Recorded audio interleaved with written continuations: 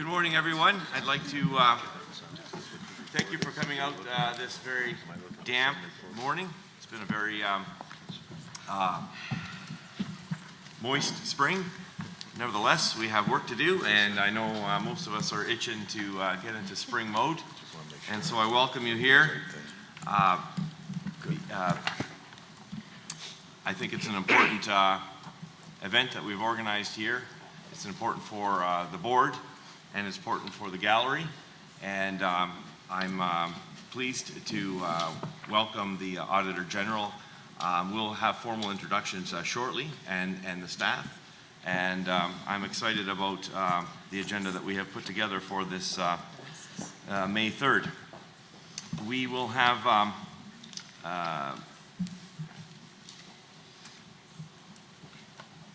I have a motion here moved by Member Beattie and seconded by Member Clark that the agenda for the full authority meeting of the Niagara Peninsula Conservation Authority dated May 3rd be adopted with the following three amendments. The consideration of report FA 50-19 entitled Response to the Special Audit of the Niagara Peninsula Conservation Authority to occur immediately after the presentation by the Auditor General. Second, the addition of a closed session with the Auditor General following the deliberation of the aforementioned report FA 15-2019. And three, the addition of a tabled report FA 54-2019 regarding Npca Watershed Floodplain Committee Board appointees to be addressed as the final item of business under Section 8 of the agenda. Do I have any change in orders of items on the agenda? Seeing none, I have this, it's been moved by Member Beattie and seconded by Member Clark. Any last comments or questions? Seeing none, all those in favor? And that is carried.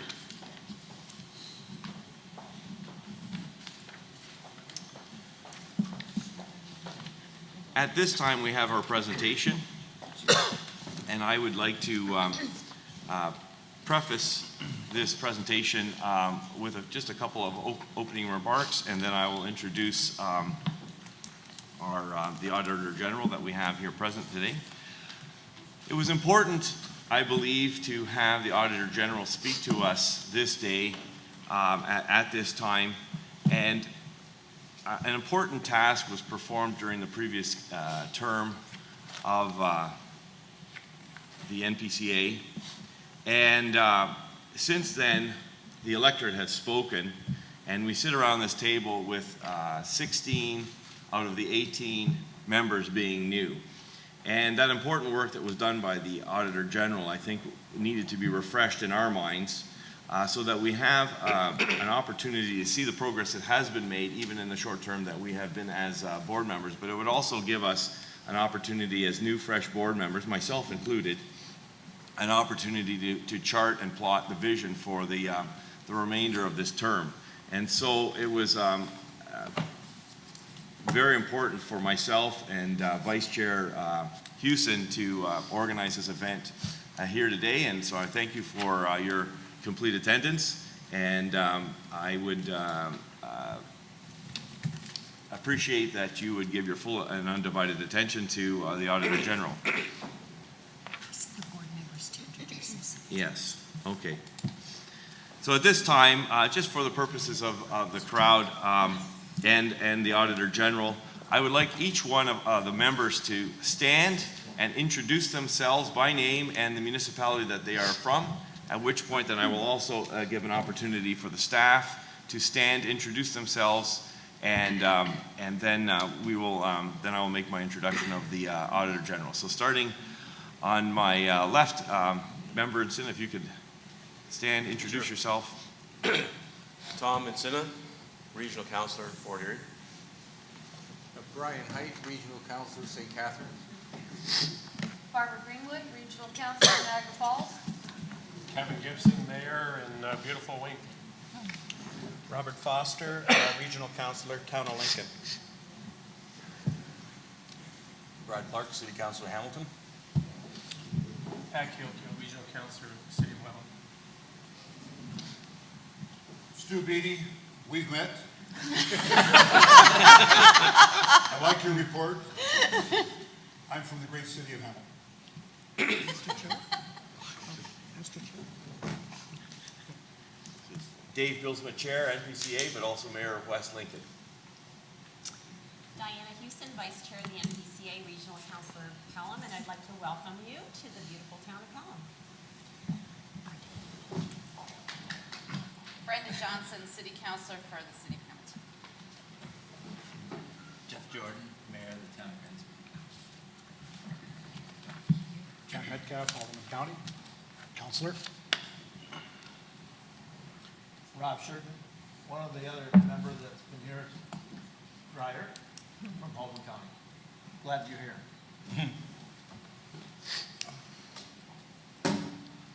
Bill Steele, Mayor of the City of Fort Culver. Tim Whalen, Regional Councilor, City of Fulham. Brian Wright, Citizen Rep for City of Hamilton. Good morning, everybody. I'm Gary Clapham, Regional Council. And then, starting on my right, I'm going to just ask the staff to stand and introduce themselves. First base, Urban Specialist. Jeff McCabe, Senior Manager of Integrated Watershed Planning and Information Management. Steve Miller, Senior Manager, Water Resources. John? Oh, sorry. Carrie Royer, Coordinator of Community Outreach. John Wallace, Finance Manager. Adam Christie, Acting Senior Manager, Operations and Special Projects. Renee Bisson, Community Engagement Manager and Acting Senior Manager of Communications. Good morning, Madam Auditor General and staff team. I'm Gail Wood, and I'm the interim CAO of Npca. Good morning, I'm Grant Beval. I'm the interim clerk to the Conservation Authority. Good morning, Gary McKenzie, Director of Watershed Management for the NPCA. Christy Kersey, Human Resources. Thank you very much. At this point, I'd like to ask, before we proceed, are there any declarations of conflict of interest or pecuniary interest? Seeing none, then it is my great delight at this time to introduce Bonnie Lissick.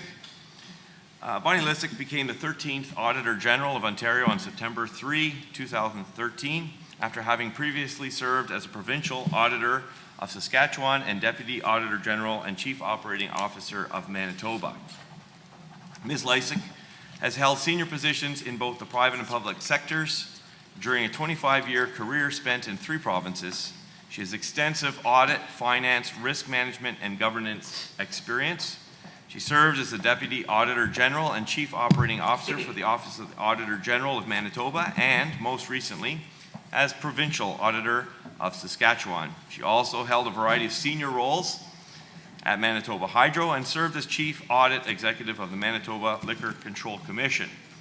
A native of Winnipeg, welcome to warm, sunny Ontario, Ms. Lissick graduated from the University of Manitoba with a Bachelor of Administrative Studies, honors degree, and subsequently obtained her designation as a Chartered Accountant while working with Coopers & Lybrand, now PricewaterhouseCoopers. She also has a Master's in Business Administration and is a Certified International Auditor. 2017, she was named a Fellow of the Chartered Professional Accountants of Ontario. Ms. Lissick is currently a member of the Canadian Council of Legislative Auditors, and over the years has actively participated in many professional and volunteer not-for-profit organizations. She has also taught auditing courses in Toronto and overseas. Welcome, and thank you very much for coming. We look forward to your presentation. Well, thank you very much for the invitation to be here today. I'm really pleased to meet all of you and a couple of you for familiar faces around the table as well. I want to take this opportunity to introduce the staff that I have with me today, who are team members who worked on the audit. So some of them will be familiar to some of the Mpca staff that we see here today. So we have, I'm going to just start with Anne. Anne Benaroya is a senior auditor on the team. Katrina Exaltacion is the audit manager on the team. She's now a director with our office. Gus Chagani is the assistant auditor general. Ariane Chan was the director on the audit. Christine Pedias works through heads our communication group. And Christy May actually worked on this audit as well as the supervisor on the audit. And Jesse DeFore, senior auditor on the audit, now manager, I guess. So there is the team, and this is the group that worked in the field from January till about July, gathering information and the facts so that we could pull together a report that would hopefully provide the answers and some recommendations for going forward for Mpca. So, and I want to say thank you to my team because they did a very good job on the report for your organization. So thank you very much. I will go through. I understand, and I want to just double check the time because I don't want to take you longer than you had intended. I was told that about an hour, but if you want me to speed up or slow down, please signal. I mean, if I see heads turning, eyes closing, I'll speed up quite a bit. But no, we're very excited to hear this. All right. Hope to take you through some of the information from the report. And, if you've got questions on the report, feel free to answer them. The answers that I'm able to give will be obviously restricted to the contents of the report. But I have no problem if you would like to ask some questions. Can I ask a question right now? Sure. When do you want questions? Through the presentation or at the very end? I'm fine through the presentation. Sure. Okay. I won't have many.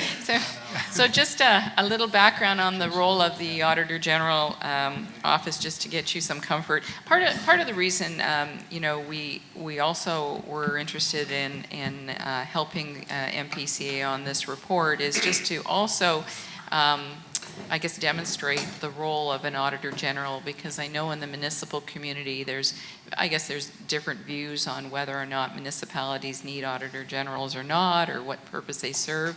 But I can tell you that, at the federal level, UK is very old with Auditor Generals. At the federal level, still old in Canada. Provincial level, we're fairly young, maybe 125, 130. And municipal, you're just emerging into that area of working with Auditor Generals. So it's the beginning stages.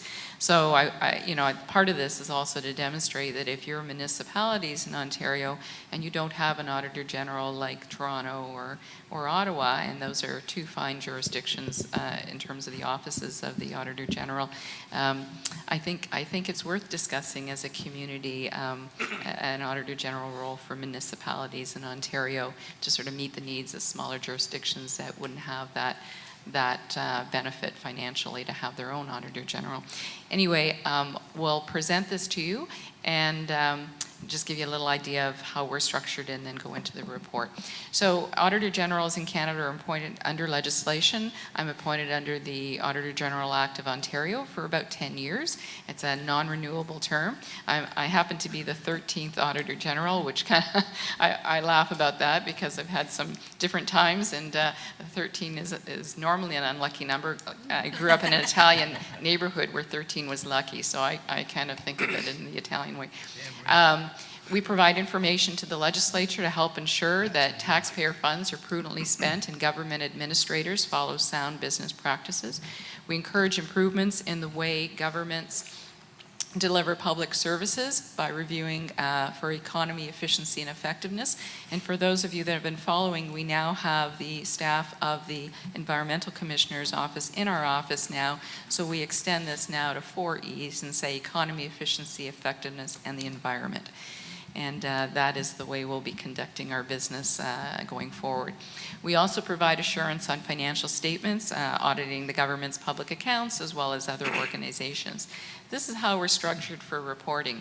So when we do reports, which is why your report in this instance was tabled in the Legislative Assembly, the Auditor General is appointed by an all vote in the Legislative Assembly. All parties need to be on board, and that's the only way somebody should accept this role, because it is meant to be an independent office, and any political involvement is not good.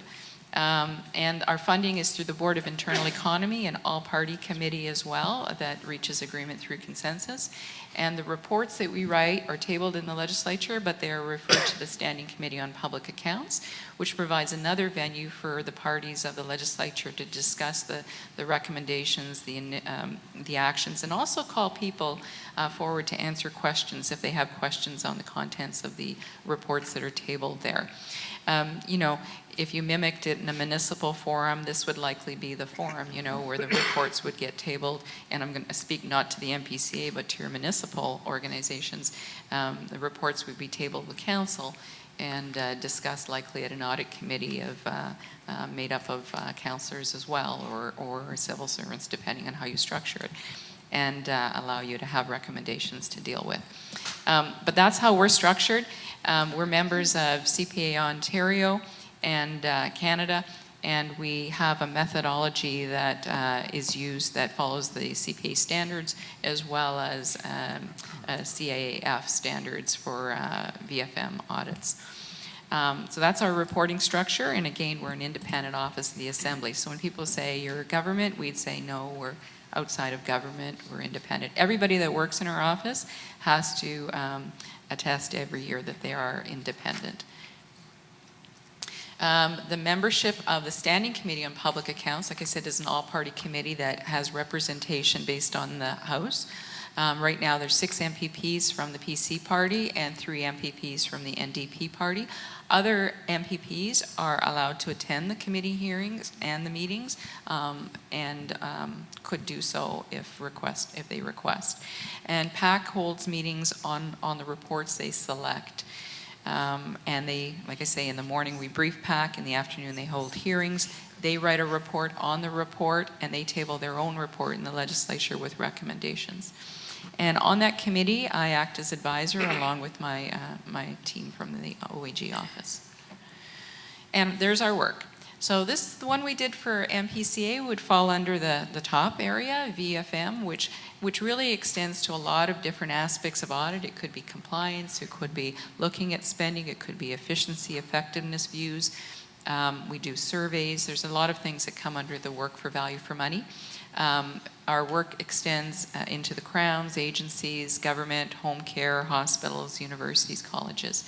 Where areas where we require assistance, we do get that assistance from outside individuals. So for instance, for the Mpca report, we did bring on board an HR specialist and a governance specialist to work with the team.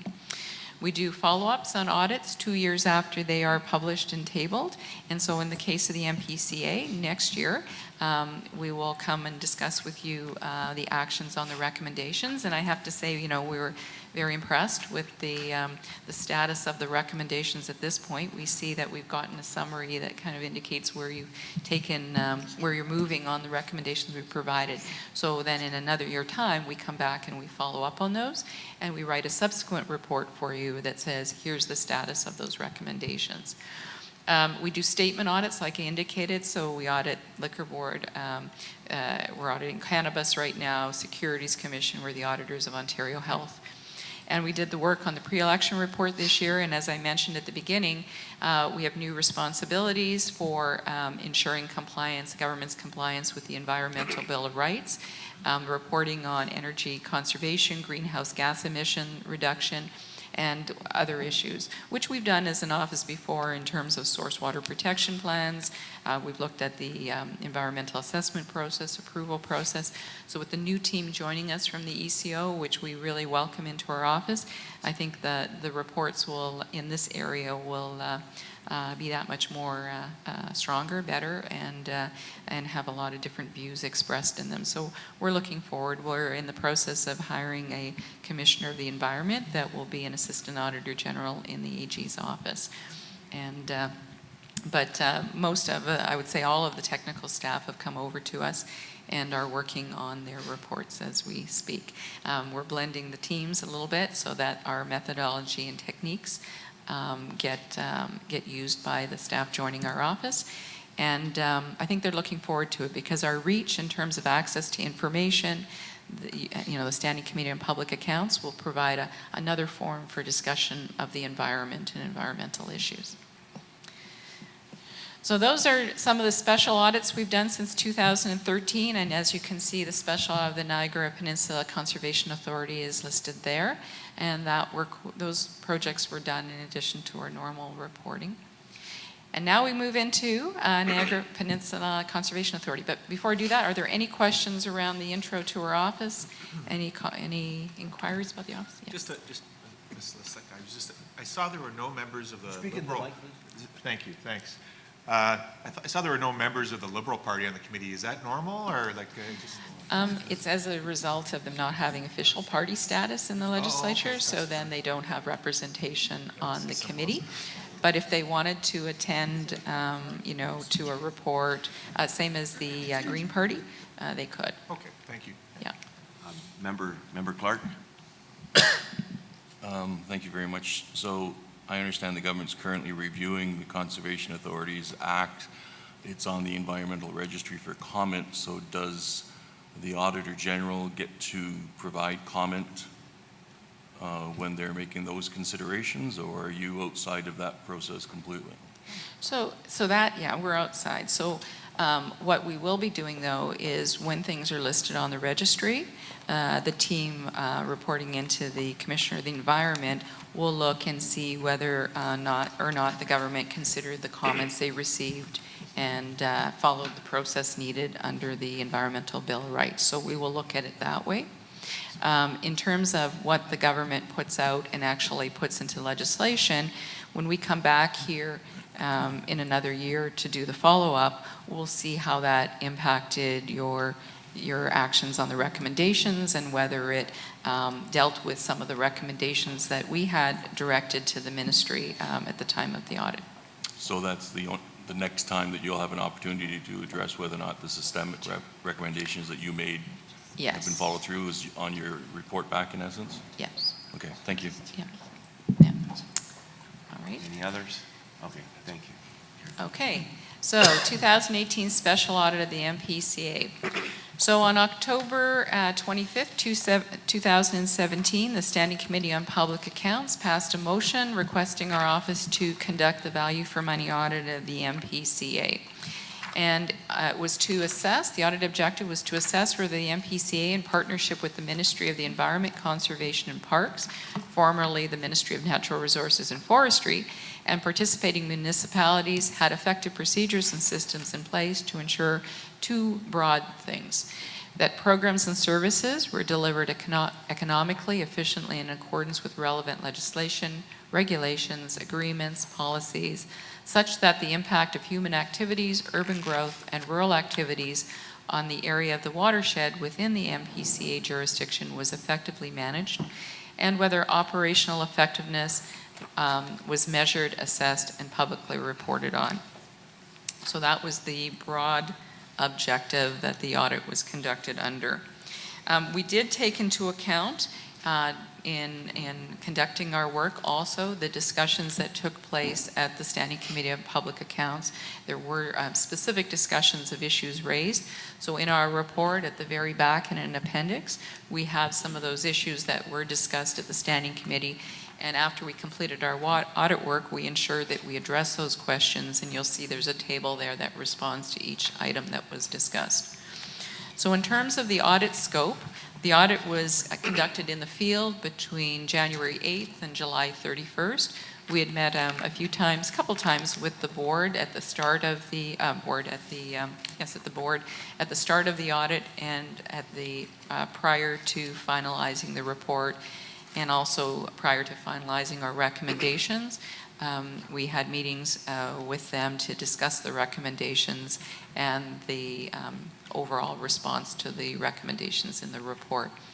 So the audit focused on Mpca's operations and to some extent, again, the ministry's involvement and municipalities' oversight of the Mpca. And we looked at about a 5-year period from 2013 to 2017, mainly because that seemed to be where there were various comments regarding some issues. We reviewed all legislation that was applicable, agreements, program directives, like I said, policies, files, emails, and any electronic files that pertain to the areas we looked at.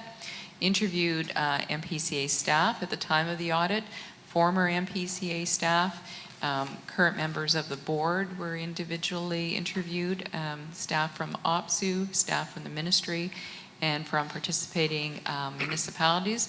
There were also about 6 other conservation authorities that we had discussions with, and then we did a cross-conservation authority survey to get a sense as to how they conduct their business.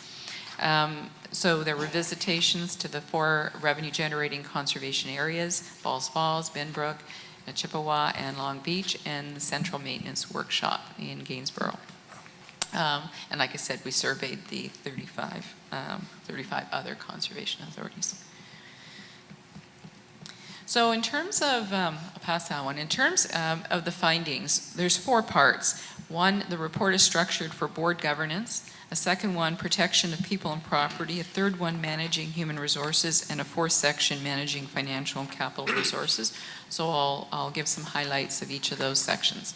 So the first one was board's governance of Mpca's operations. And this was the one that I think we highlighted that sort of explained why we think we saw what we did and why we think from a public perception perspective, Mpca was getting attention and you know, at the time, bad press, right? 12 of the 15 board members at the time of the audit were elected officials, mayors and councillors, and the elected officials comprise in all the conservation authorities about 80% of the membership at the time we did the audit. And we know that the conservation authorities are governed by board of directors whose members are appointed by municipalities that provide funding to the conservation authorities. So, you know, the Conservation Authorities Act authorizes board members to vote and generally act on behalf of their respective municipalities. And that's what we fundamentally thought was the built-in conflict here in terms of how staff in the organization would see things and how perhaps individual board members would see things. So board members said the same to us, confirming that they acted primarily on behalf of their municipality when making Mpca board decisions.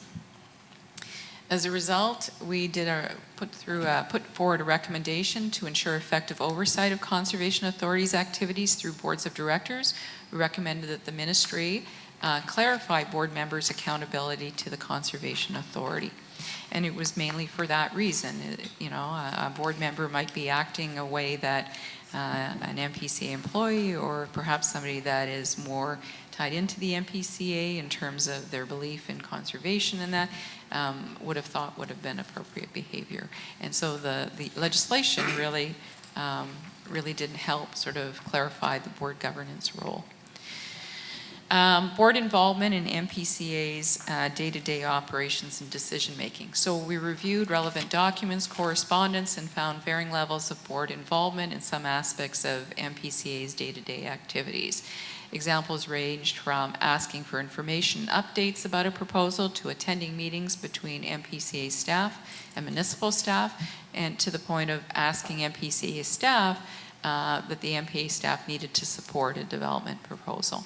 So board members told us they got involved because they were perceived to be accountable to the taxpayers in their municipalities. A key role of a board is to provide oversight by objectively assessing the assumptions and rationale behind management's recommendations, and to do so through an official process at board meetings. So what we saw happening was there was a lot of discussion, but not all of it was taking place at board meetings. It was outside of board meetings. And I think that combined with confusion of whether or not the initiative being discussed was a municipality favored initiative or an Mpca favored initiative was what was causing some of the conflicts. We believe any degree of board involvement in day-to-day operations is inappropriate because it compromises the board's objectivity to fulfill its oversight role, which is what organizations require from their boards.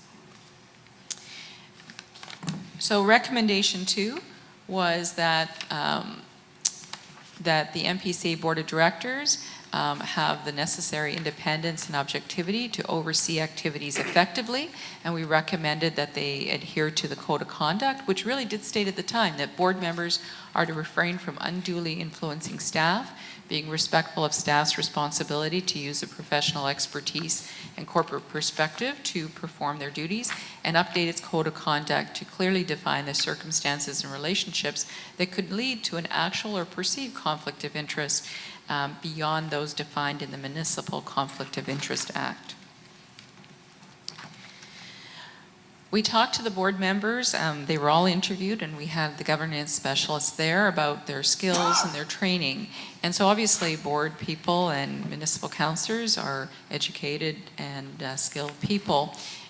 Here the objective was to see whether or not the skills were transferable to board governance within this type of organization.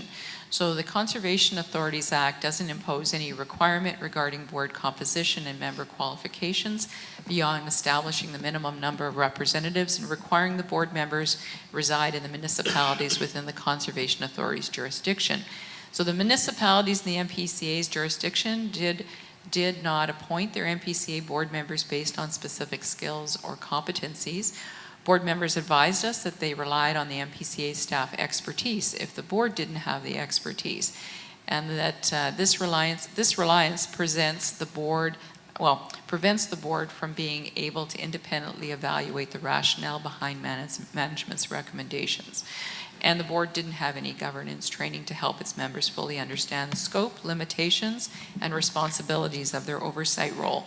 And you know, at one of the meetings we had with the second meeting we had with the board, I mean, there were councillors at the table that said this was a good thing, meeting with a governance expert, because it put things in perspective around the relationship between Mpca and their municipal council, and they wished they had had that type of discussion at the forefront, or even with respect to their municipal role. So, and this is not anything unusual that you'd see talked about at any board, in any not-for-profit, any profit organization, at any government agency or crown corporations. This is an area where there's a lot more attention paid to in the last 10, 15 years. Recommendation 3 then was that we recommended that the board determine the types of skills and experience required on the board based on the mandate of Mpca and develop and implement a strategy to address any gaps. Work with Mpca's funding municipalities to ensure that the board appointment process considers skills and experience requirements. Assess the current role of the advisory committee to determine whether it's sufficient in fulfilling any gaps in board skills and competencies, and revise as necessary, and identify initial and ongoing board governance training needs.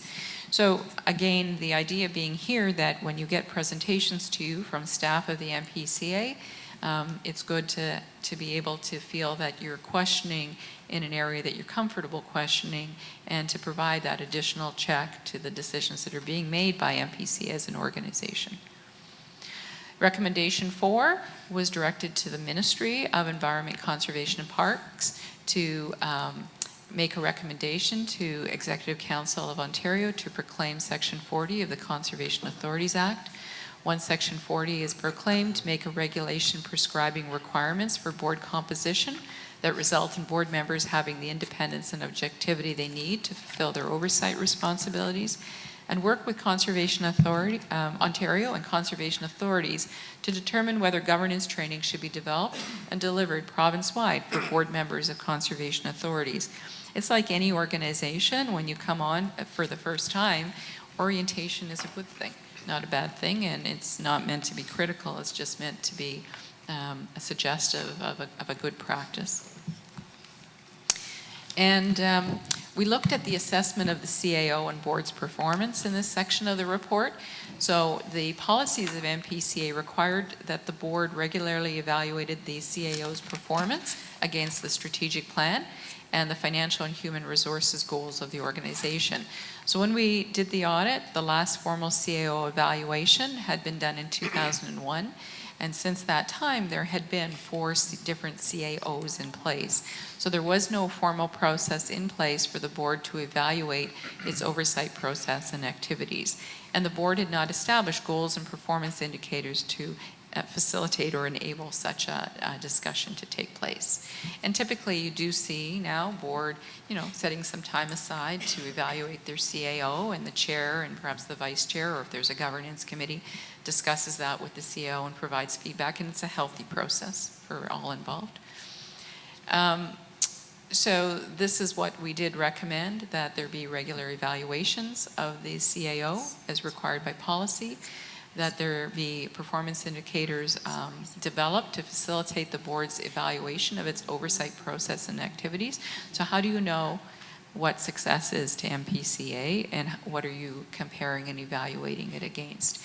And so that should be the same look that you look at when you see whether or not the CAO is accomplishing what you'd like the CAO to accomplish with respect to the outcomes for Mpca. And regularly evaluate collective performance of the board is important, as well as individual board members. So what you do see in a lot of organizations is that annually there's sort of a self-assessment process, and that self-assessment process is used to compile sort of everybody's feedback on how they think they've done. There's usually a discussion of that in an in-camera way amongst the board members, and steps going forward as to how to kind of grow from that process. So it's a positive way to kind of continually improve. And we looked at board expenses in this section as well. So we did see there was a considerable increase, not so much that the magnitude of dollars, you know, in the whole scheme of things isn't huge, but there was a 500% increase, and there was more charging of board expenses. The per diem rate, though, wasn't significantly out of whack in comparison to the rest of the conservation authorities in Ontario. I think the average we have here is about $73. Mpca was around $75. It was the number of meetings and the nature of the meetings that we kind of questioned. So Mpca policy stated that board members could receive per diem payments for attending board meetings, standing committee meetings, and other business functions as may be from time to time requested by the chair through the CAO. The policies do not specify what other business functions may include. And so we did see when we looked at, in this case, there was a board member that was putting in for a lot of reimbursement of expenses, or per diems, I'm sorry, per diems. And we were just questioning whether or not the rest of the board was aware of that, and whether or not that would be within those meetings, and that preparation that was being charged for was within the definition of what all board members thought was appropriate. So we highlighted that point. But again, you know, in this area, I stress that the average per diem rate is not unusual, and the increase was truly as a result of the additional frequency. Were you suggesting that it was inappropriate in a sense that they were putting in too many per diems? We understand, some of us had heard that an individual might come and sit through 3 meetings in a day and put through 3 per diems. Is that regular or is that irregular? Well, I think that's why we highlighted this, because the description within the Mpca's board policies wasn't clear whether or not that was acceptable or not. So we always go back and say, first, when somebody does something, what are they referring to? And if they referred to your policy, the policy would, in essence, allow it unless other business functions were more clearly defined. So I think at this point we're saying your policy was wide enough to enable that. Whether or not all the board members felt the same way about it wasn't something that had been discussed before we highlighted this. So my answer is, you know, it'd be good to have a really clear policy so that somebody doesn't cross the line, perhaps either, well, unintentionally. Recommendation 6 was to ensure that per diem payments to board members are reasonable and transparent, so we recommended clarification of the board policy to specify the meetings and other functions for which board members may receive per diem payments in the future, and to continue to publish information on actual board per diem and other expenses annual online, which is a transparent way to put information out there. So the second part, any questions on that first part? Maybe that's the way to... Okay. Part 2, protection of people and property. So this gets to the heart of your operations. I might have a question, but yes? you might want me to wait till later because it's on one of the appendixes All right. that associated with conflicts of interest. All right. All right. Identifying flood-prone areas. So when we looked at this area, the Mpca did not have floodplain maps for over half of the water courses in the Mpca's watershed, which, given the nature of the Mpca, we were somewhat surprised about. These included 70 water courses for which the ministry recommends floodplain maps be prepared because they drain land areas 125 hectares in size or larger. Of the existing floodplain maps, almost 1/4 of them were outdated. And so without current and up-to-date floodplain maps, MPCA's review of development proposals and work permit applications might not be fully reflective of actual flood risks. And we do understand that during the review of some development proposals that the developer themselves would do some work in this area, but again, we were looking at this from the point of view that the Mpca would be more independent in their look at this and having their own information to then gauge the reasonableness of, let's say, a developer's submission and information on this in this area. Recommendation 7 was that we recommended that Mpca assess the risk to communities around the unmapped watercourses, determine the time and cost for completing and updating floodplain maps, and schedule this work based on its risk assessment, and for the watercourses for which the Ministry of Natural Resources and Forestry recommends, I guess we have the wrong name in there, but the more current title, recommends floodplain maps to be prepared. Recommendation 8, to ensure that conservation authorities have completed up-to-date information about flood risks within their watershed. We recommend that the Ministry, and here we go, Environment, Conservation and Parks, work with Conservation Ontario to establish clear responsibility and criteria for developing and updating floodplain maps across the province. So this recommendation was directed to the Ministry, and review current funding levels to conservation authorities to determine how floodplain mapping can be completed in a timely manner. So the review of development proposals and permit applications, we looked at that area. The Mpca at one time had contradictory policies for reviewing development proposals and work permit applications. So if we go back in time, in 2013, Mpca senior management developed interim directives that instructed staff to use more flexibility in reviewing development proposals and work permit applications near wetlands and valleys that then was allowed in the policies that were previously approved by the board in 2007. So Mpca senior management advised us that staff no longer used those interim directives, but was unable to provide evidence that staff had been so instructed. So when we reviewed a sample of development proposals and work permit applications, we found that in some cases, the Mpca's comments were inconsistent with the original Mpca policies. So the cases we found where staff did not follow Mpca policies indicated that staff were either still following the interim directives or stretching their interpretation of the 2007 policy to be more permissive about where development can occur. We looked at biodiversity offsetting. This was one of the points that was brought up in the Standing Committee of Public Accounts, that there was some concern around this. So in response to when we looked at this, in response to a provincial discussion paper on wetland conservation, Mpca staff met with provincial government officials in December 2015 to propose and obtain approval for a pilot biodiversity offsetting project involving Thunder Waters. The Mpca stated the pilot offsetting project would result in 3 hectares of wetland being created elsewhere for every 1 hectare destroyed. And we found that the proposal was not based on any scientific analysis to determine the feasibility of the offsetting, and the Mpca had not gathered information on the ecosystems in Thundering Waters to determine if they contained unique features that cannot be replicated. So we did conclude on that and recommended that the Mpca, as soon as possible, finalize its policies for reviewing development proposals and work permit applications, and in finalizing those policies, ensure that the criteria for where development is allowed is consistent with Section 3.1 of the Provincial Policy Statement and the Conservation Authorities Act. And those items are, those sections are within the body of our report.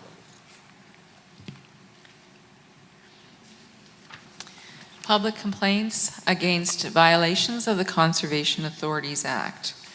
So in that area, we reviewed a sample of public complaints about possible violations that the Mpca had logged between 2013 and 17, and found that 1/4 of the complaints were still open, and some dated as far back as 2014. So Mpca did not consistently track complaints about possible violations and enforcement actions taken to address complaints, and therefore we could not determine the actual number of reported violations and how many of them had been investigated and resolved.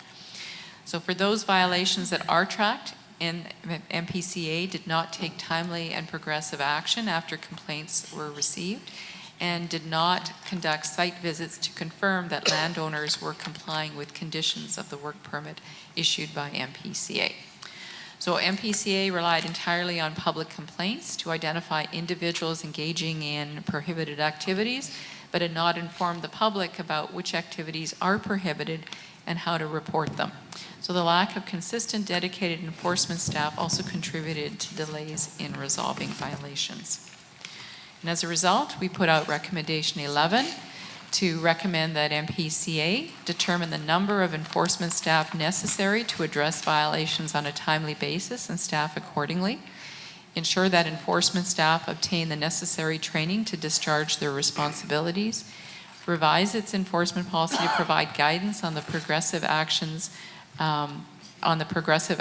enforcement staff should take to address violations, taking into consideration the significance of violations, and revise its enforcement policy to require the enforcement activities be sufficiently documented and ensure the staff adhere to the policy, and use CityView to track reports of possible violations. So this area was one area that we thought, again, was fundamental to an operation like Mpca, and so it was an area that we did see that needed considerable action and improvement. Recommendation 12 was in this area as well. We recommended Mpca institute a mandatory reporting mechanism for landowners to notify the Mpca that approved work had been completed in compliance with the conditions of the permit, and follow up with landowners who failed to report. Now, there's judgment in terms of whether something like that is necessary. I think based on what we saw when we conducted the audit, it appeared that because there was no follow-up mechanism, that something to instill the importance of compliance with a permit might be needed on a temporary basis, or perhaps something that would communicate to the public that this was an area Mpca took seriously would be good to have in place. So these are suggestions. Develop a risk-based plan to conduct site visits to ensure that landowners have completed the approved work in compliance with conditions of the permit. Again, any recommendations you ever see in our reports are risk-based type of recommendations. So you have to consider them in light of what is the risk that something could be done that would have a negative impact on Mpca, or a negative impact on your constituents, people that build on property or change, obtain permits to do different things. And update the website to provide more information to the public about what activities are prohibited under the Conservation Authorities Act and how the public can report suspected violations to the Mpca.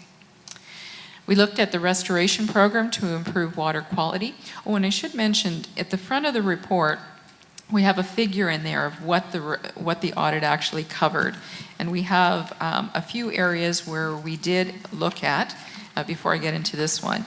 And it's in figure 1, where we did comment that in terms of monitoring water quality itself, that we didn't have any issues to report there. Operating the conservation areas and delivering recreation and educational programs, we looked at that and thought that was well done. And control on altering and diverting water courses with infrastructure. So there's, I believe, the one dam that was being managed well. So figure 1 actually kind of summarizes the areas that we did look at. But in this area, in terms of the restoration programs, we looked at the projects between 2013 and 17. And it showed that the grants were not really directed to areas or activities of concern, because the Mpca had not established clear goals for the restoration program, nor had it determined whether restoration work was where it was most needed. So the Mpca had suspended its restoration program in July 2017 after itself identifying concerns about its delivery. And in May 2018, the board approved the draft terms of reference for the new design of the program, whereby the Mpca was to provide restoration grants to organizations instead of private landowners. So that area was in transition when we were looking at it. We did look at one particular situation, and that was a situation where $3 million had been received from Ontario Power Generation. The initial agreement was for that money to be spent on Welland River restoration, and that money was to be expended on that cause by 2012. When we looked at it in 2018, 6 years after the expected use of the funds, only 48% of the money had been spent, and Mpca could not provide project details for about 73% of that 48% spending, and 27% of funding was spent on what we had identified as ineligible projects, so projects that were not in the Welland River.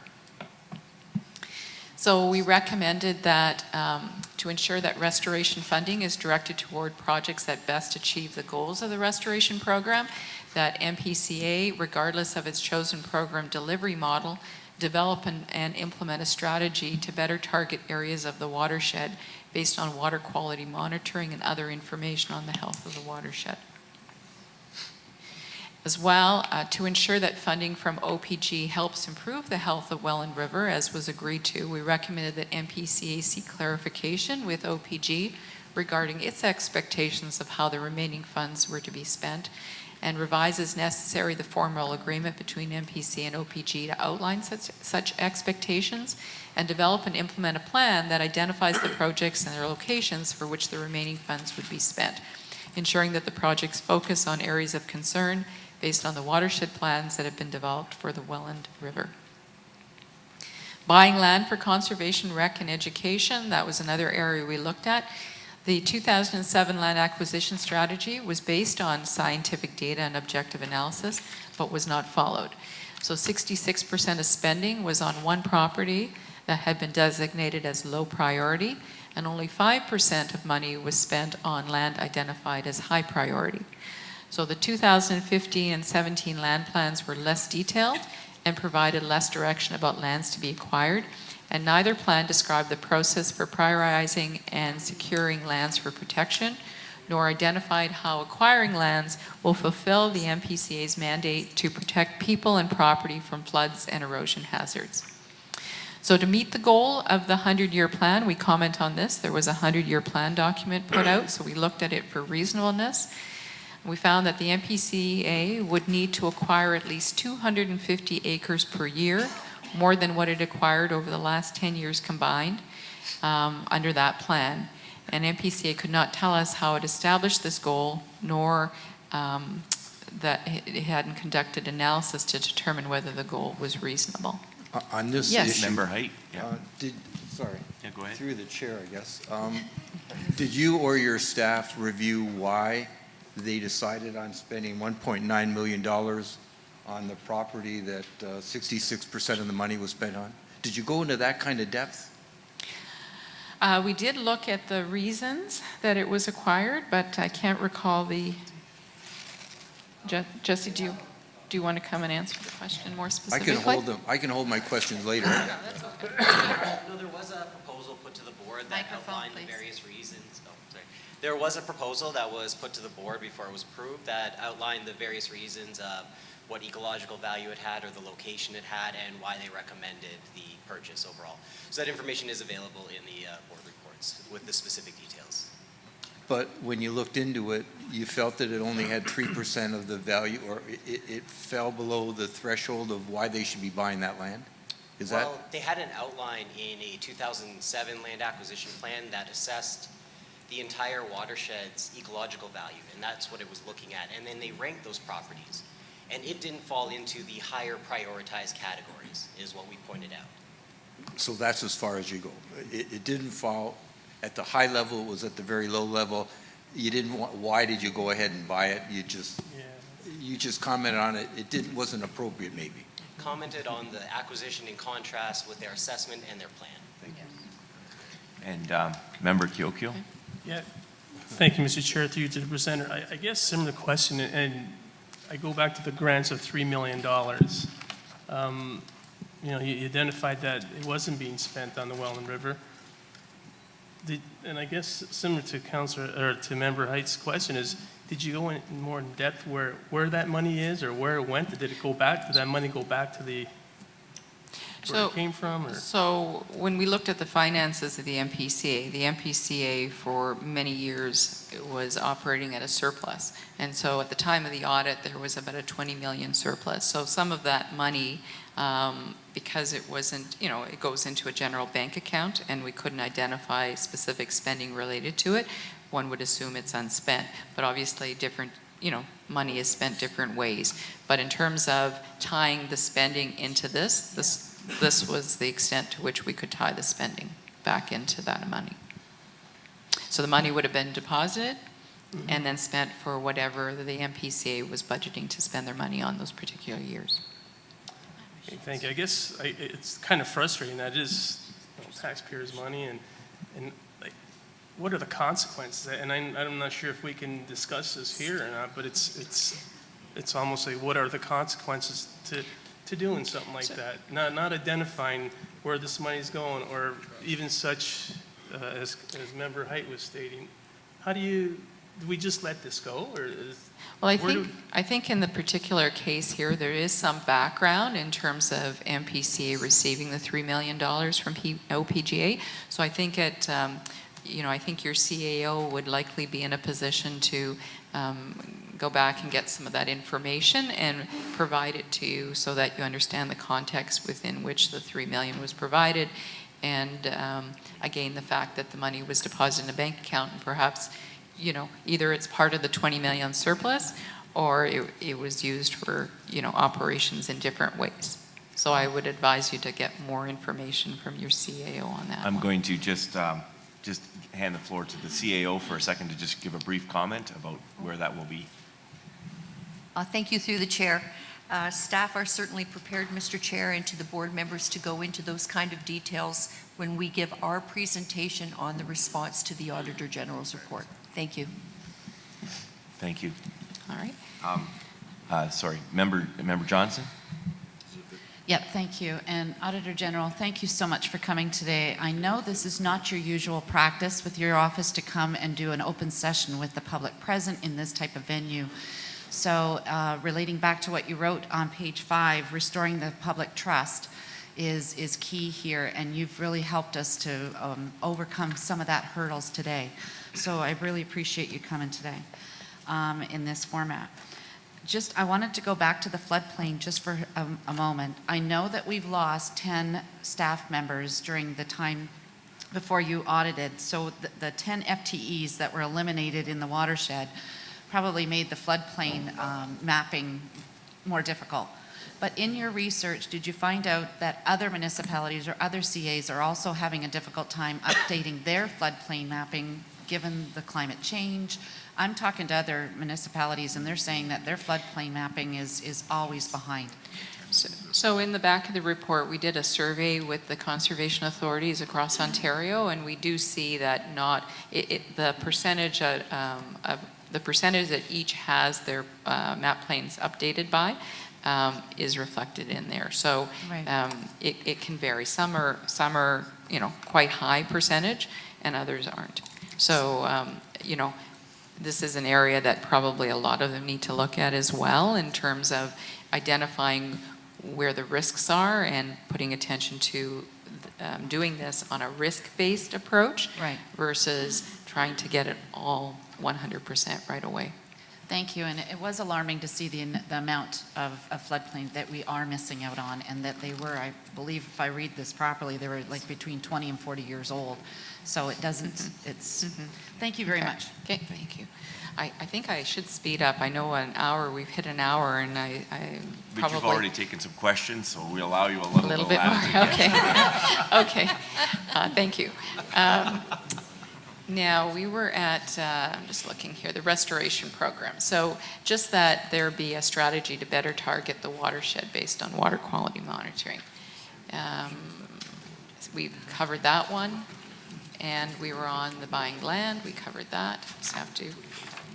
So recommendation 15 dealt with the land acquisition goals, and that it would be good to review the 100-year plan to determine whether or not and that needs to be adjusted to be feasible and reasonable, and the costs attributable to acquiring property be realistically assessed in light of the finances of Mpca. And that's pretty much what this recommendation addresses. Measuring the impact of programs and services, we did comment that while Mpca publishes reports for the public, that there is more information that could be included to give people comfort that the objective of a conservation authority, or the objectives, are being met, and how the programs are actually working and the volume of work being conducted and how that volume ties into outcomes for Mpca. And so there's probably more discussion around this one that would be needed around the table or within the organization of Mpca. And we did look, there was a consultant that had been engaged that we looked at the report that they had presented during the strategic planning process for 14-15. And we thought that that strategic plan being used as a basis for measuring impact, because it had a more positive thrust to it, wasn't necessarily 100% accurate, and so we've commented on that. Recommendation 16 is just in the area of performance measurement and public reporting on performance, because that's a good way to give the public comfort and understanding around an operation like the Mpca.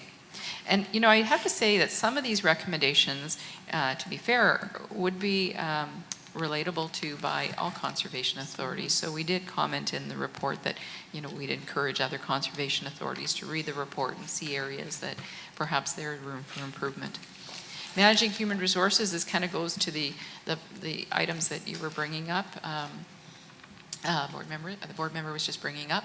So in the absence of a long-term plan for staffing, Mpca had 4 restructurings. And so we talk about that in the report. The restructurings were costly, short-sighted, and morale impacting.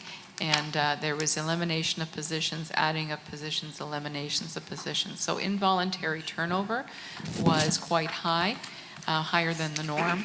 And a lot of money was paid out, $1.3 million in staff compensation, grievance settlements, HR counseling and consulting fees, and legal fees as well.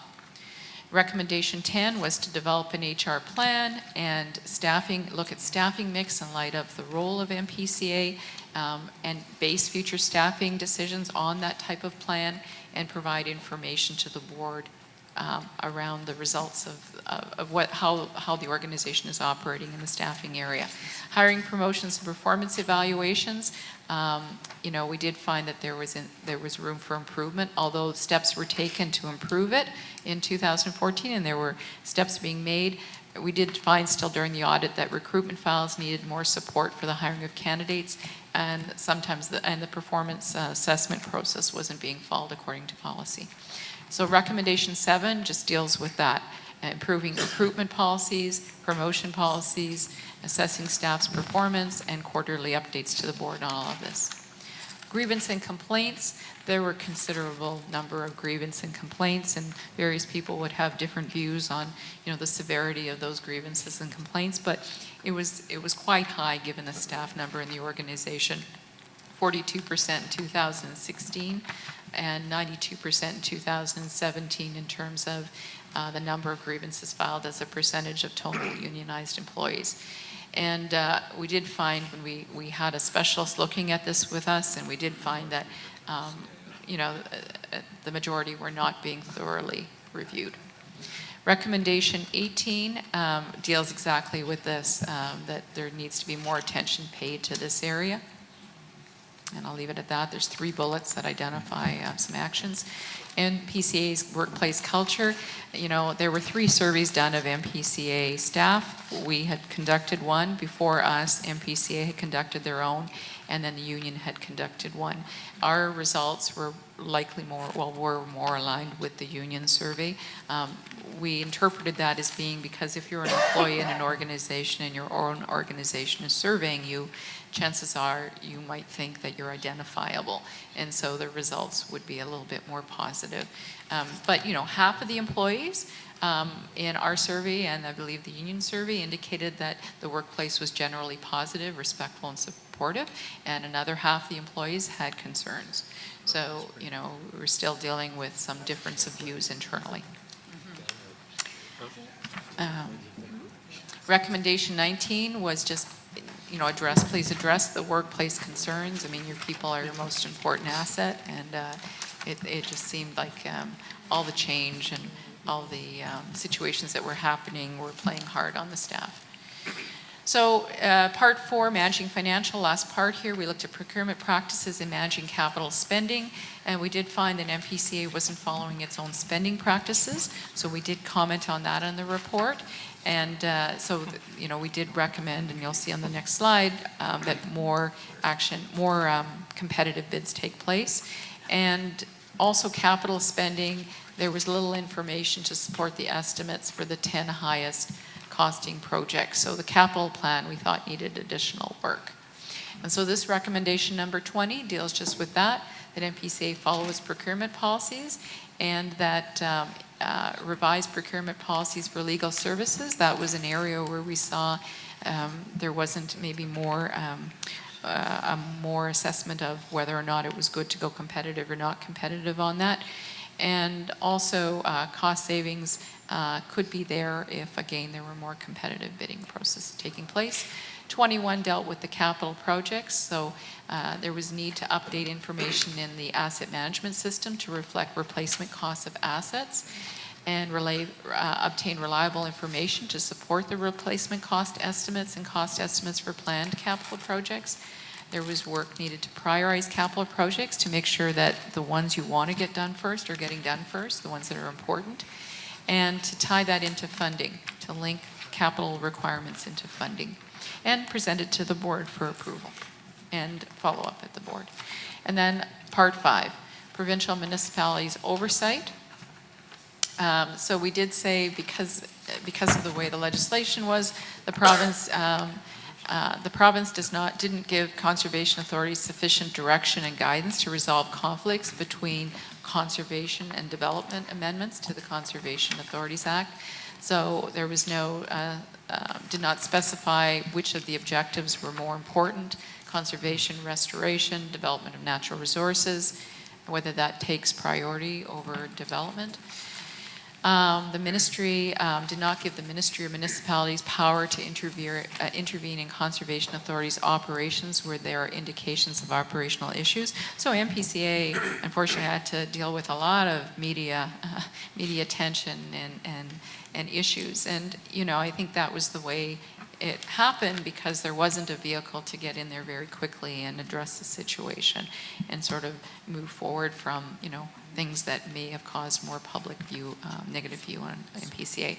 So again, the Act only required conservation authorities to provide the province audited annual statements, and that's to the ministry and the municipalities, and neither party were involved to the extent necessary to assess how well the conservation authority was fulfilling their mandate. So recommendation 2 was to ensure that conservation authorities have the necessary information to interpret and fulfill their legislative mandate. We recommended to the ministry that upon proclamation of Section 40 of the Conservation Act, to clearly describe for conservation authorities what the development of natural resources entails and how it differs from development in general.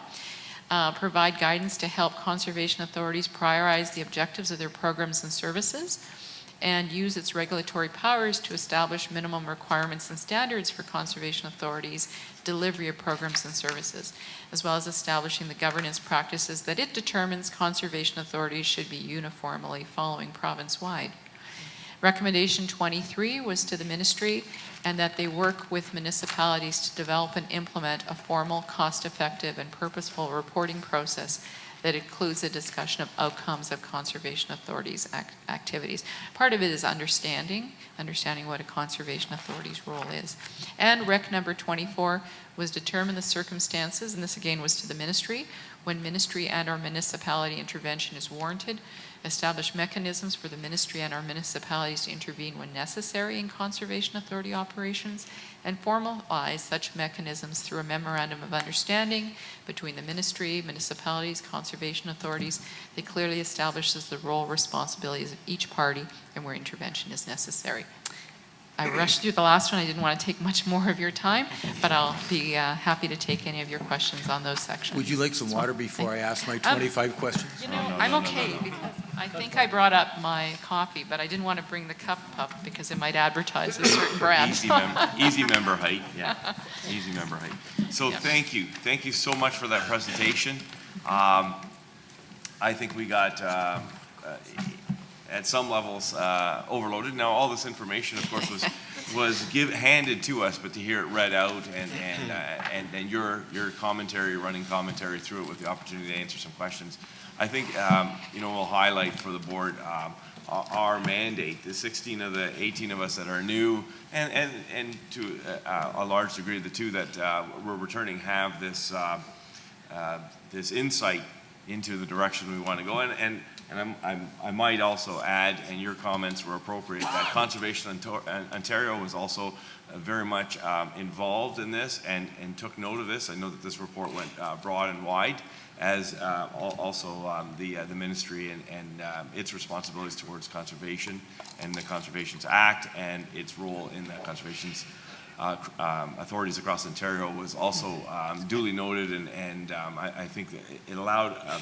frank analysis of what conservation is going to take place in the years that lie ahead and the challenges that we face. At this time, I'm going to have members be able to, and member height, you've asked a couple already, so I'm going to defer and kind of see if anybody else has some good questions. Member Gibson. I have better questions later. Thank you, Chair. Does your office, during these investigations, get to a point where you believe that a criminal offense has happened and it should be referred to the police?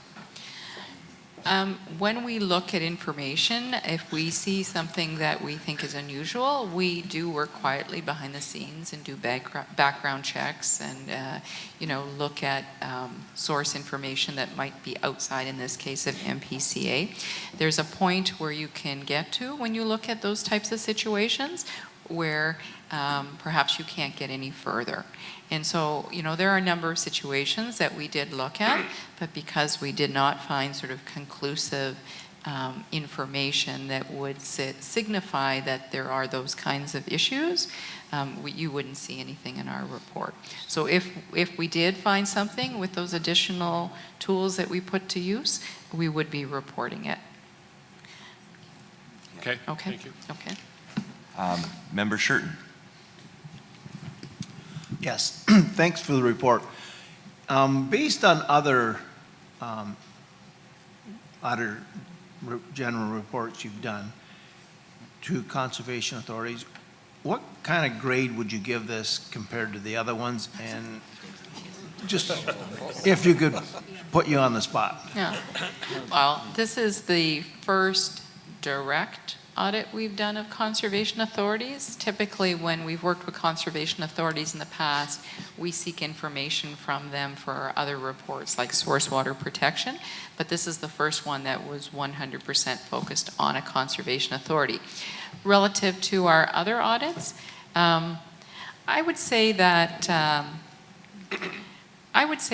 it was pretty significant. The issues here were pretty significant relative to our other audits. Maybe, if we would say on a basis of 1 to 10, I would say this is significant around an 8, because you were, so many years things were happening with staff turnover, and that's really significant. A lot of the responsibilities that one would think would be done automatically weren't being done, right? The board, I think, in terms of involvement in day-to-day operations, was pulling away from the importance of and all the media, was pulling away from the importance of what you really need to achieve as a conservation authority. So I think that's why it's so important, because so much attention had to be paid to things that probably shouldn't have had attention given to them, if the situation had been that 100% focus was on delivering core mandate work. And there wasn't the confusion between, you know, board members, who do you represent, the municipality or the conservation authority? So as an employee in the Mpca, looking to you for oversight and governance, the expectation would be that you're there to support what they have a passion about and what they're working toward. So I think that in itself is huge. So once that issue is resolved, I think you're well on the way to moving from an 8 down to a much lower level, hopefully a 0. Member Metcalf. Yes, thank you very much. I guess the only way to determine how well the report went is 2-3 years from now coming back and see what recommendations have been worked on. Like we've got 22 or 24 recommendations put forward to the board, and I guess the only way to see how well this report went was to see how well we've moved forward on your recommendations, implementing those 24 key factors that you've identified in the report. I would comment that I thought it was very good that you've gone to the point you've gone where you list the recommendations, management's putting the action plans, status, timelines, and that's something you as a board have received. I think, yes, we would come back next year and follow up, but I think it's really great that maybe that be a standing item on your agenda so that when we come back, you already know what the result of our review will be because you've already been on top of it. Yeah.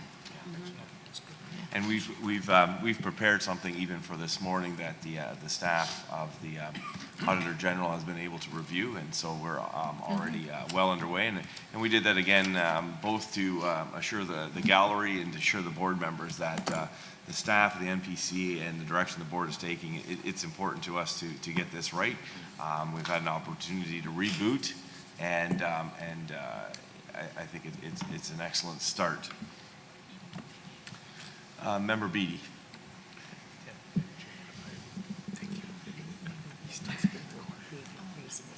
Okay, are we live? Yes. Hi, how you doing? I'm good. Yourself? Excellent. Long time no see. Excellent presentation. My concern is I don't think we're going to have a problem with implementing and follow up on the recommendations you've assigned to the board, assigned to the staff.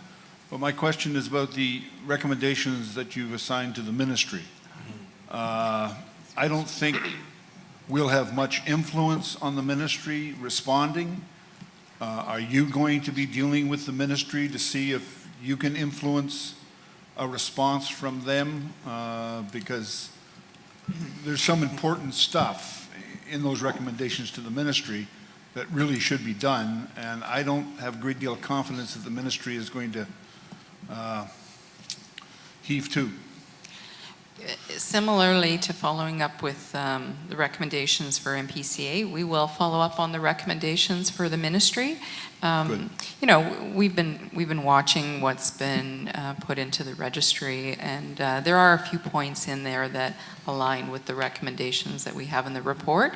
But you know, that's still in discussion, and so we'll see where that lands at the end of the day, and we'll provide commentary. Hopefully, you're going to poke them. Hopefully, pardon me. You're gonna. Hopefully, you're going to poke them. Yeah, we will ask them. We will ask them to.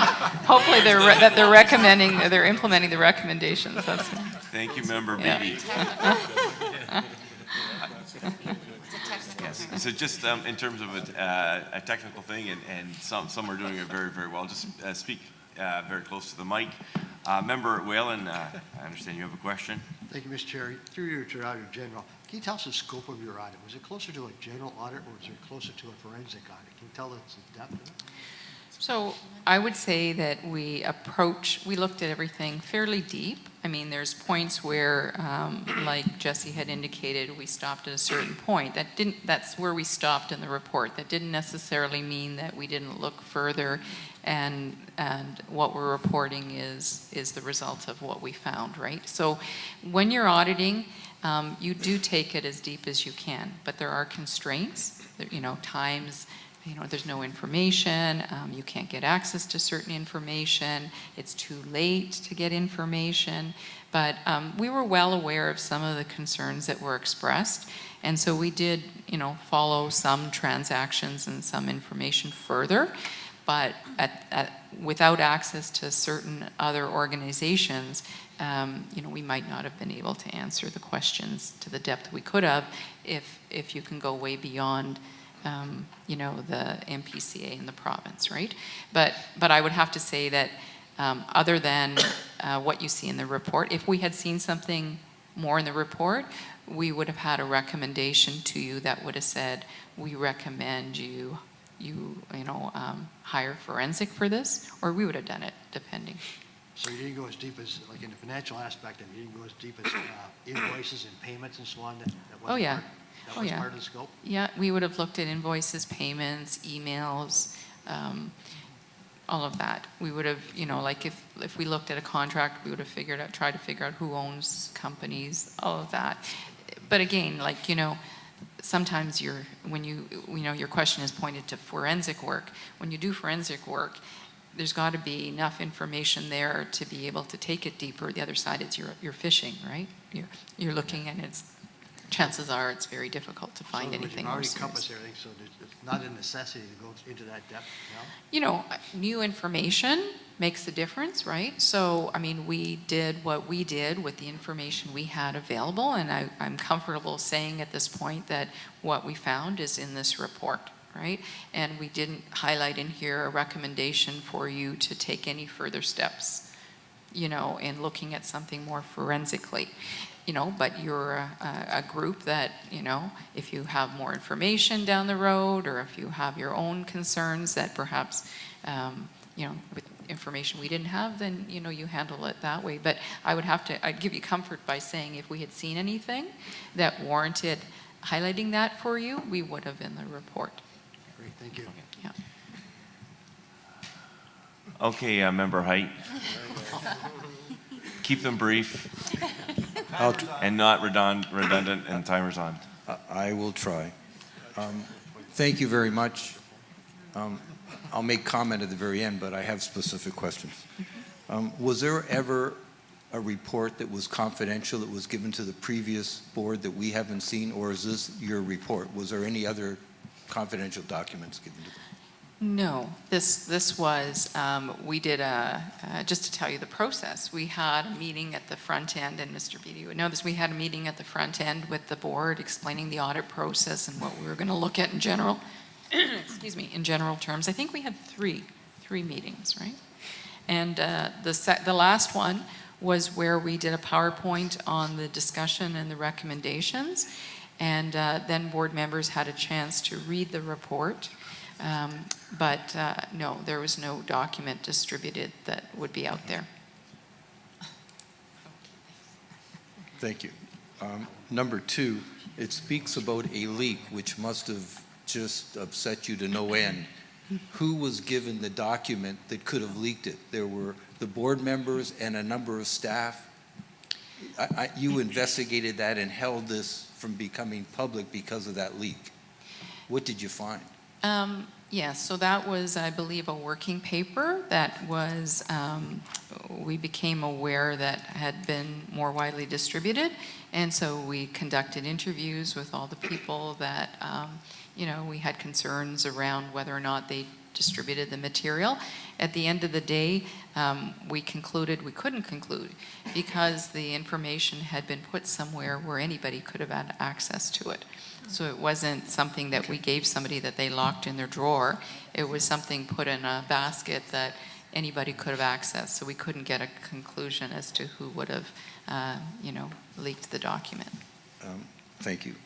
For the counselors and maybe even the public members, as you sit on council, you should understand that we do policy. We don't do day-to-day reactions with staff. We don't interfere.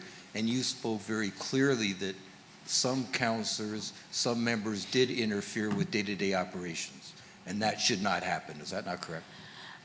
That's correct. We have in the report a section where we highlight some examples. So we just pulled a few examples out just to illustrate that point. And so what it did is it caused, I think, internally with Npca some confusion and perhaps some tension around that, and also created, I think, in a public way, the perception that the developer versus the conservation perspective was perhaps being weighted higher in the developer area. So, yeah, it proved that internally it was a problem, and that's what I think also contributed to some of the negative public views. One of the reasons I'm bringing that up is on the bottom of page 23, and I'm assuming one of your staff might want to answer this or could answer this for us. You speak to a property on Lake Ontario shoreline, that there was some influence by someone. You didn't specify what city it's in. St. Right. Catharines is on Lake Ontario. Was it a St. Catharines development? Was it a Grimsby development? Was it a Lincoln development? Was it a Niagara Lake development? So once we finish an audit and we issue a public report, we do not comment on that. So we can't. So this would be something that I think internally your CAO would be able to provide you the information. So Yeah. the CAO should answer that question for me at Yeah. some later date. Thank you. Yeah, yeah. Throughout the report, and as I read it, I saw that we didn't adhere, or the previous two boards, the 8 years, because that's really what this report's about, didn't adhere to policy. Possibly was poor governance, maybe dysfunctional management is, in my mind, as I'm reading this report, some nepotism, some conflicts. And I want to get specific to a conflict because at the very bottom, on page 81, and this annoyed some of us to no end, some of councillors at the region of Niagara tried to pursue having you come in even earlier than you did. A board member, Bill Hodgson, was censured. You went through the report, all the information, and you determined that he didn't do anything wrong. Should this board not send an apology to that individual? Would you go that far to comment on that? Well, the action taken, like this is the information that we found, and so you're right, it's on page 81 in the table there. And so at the bottom you said we did not consider this email in the same category as a conflict. So this is something though, how you handle this information that we've given you is something for you as a board to discuss and decide. Thank you. But that was our finding. Thank you very much. Thank you, Member Height. Any final, okay, Member Clark. Thank you very much, Madam Auditor General. So one of the issues that came up when I'm new to this board and I met our interim CAO,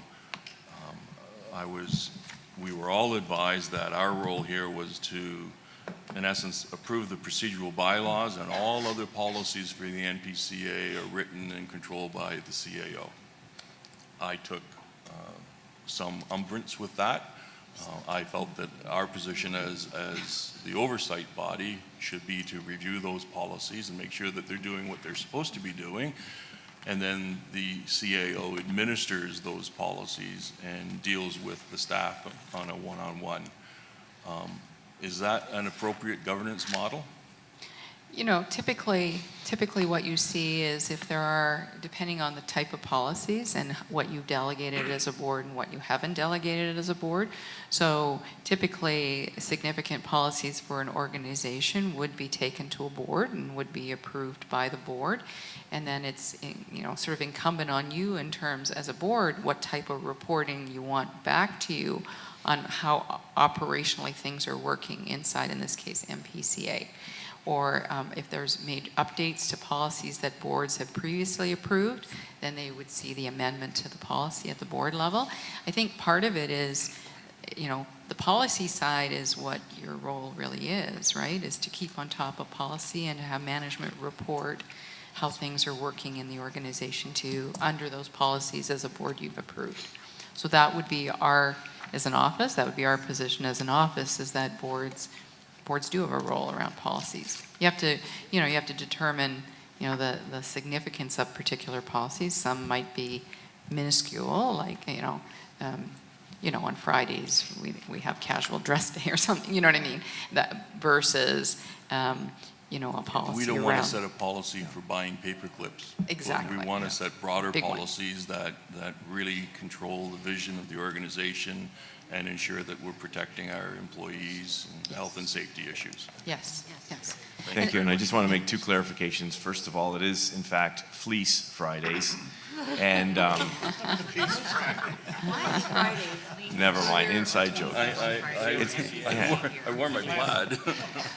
That's just a shout out to the staff. But the second thing that I wanted to say, you were not referring to the interim CAO that's here present. She pert near fainted and couldn't recall the conversation that you were referencing. So that No, I've been calling her the CAO. So just to provide that clarification. Any other comments or questions? Okay, Member Kiokio. Thank you, Mr. Chair. Through you to the presenter, I truly want to thank you for your report. Throughout the years, we've been asked a lot of questions from the public, and really we couldn't get any answers. But in your report, you identified a lot of issues that probably has answered some of our questions now. I'm sure there's a lot more still from the public and ourselves, but at least this has given us something to look at and how we can move forward and now be transparent with the public. So it's really helped us. It's helped, thank you and your team for the work that you've done.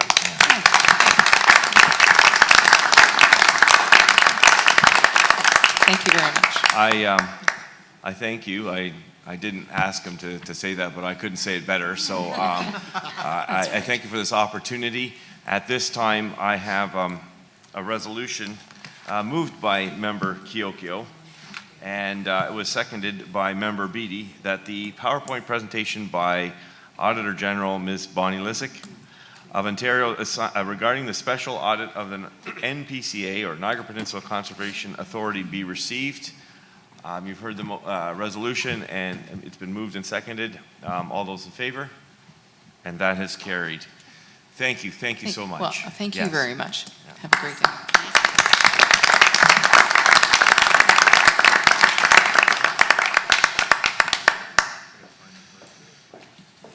Okay. At this time, CAO, would you like a 5-minute break? It's 11 o'clock. Some people are calling for a 5-minute break. Why don't we take a 5-minute recess to refresh ourselves? Thank you.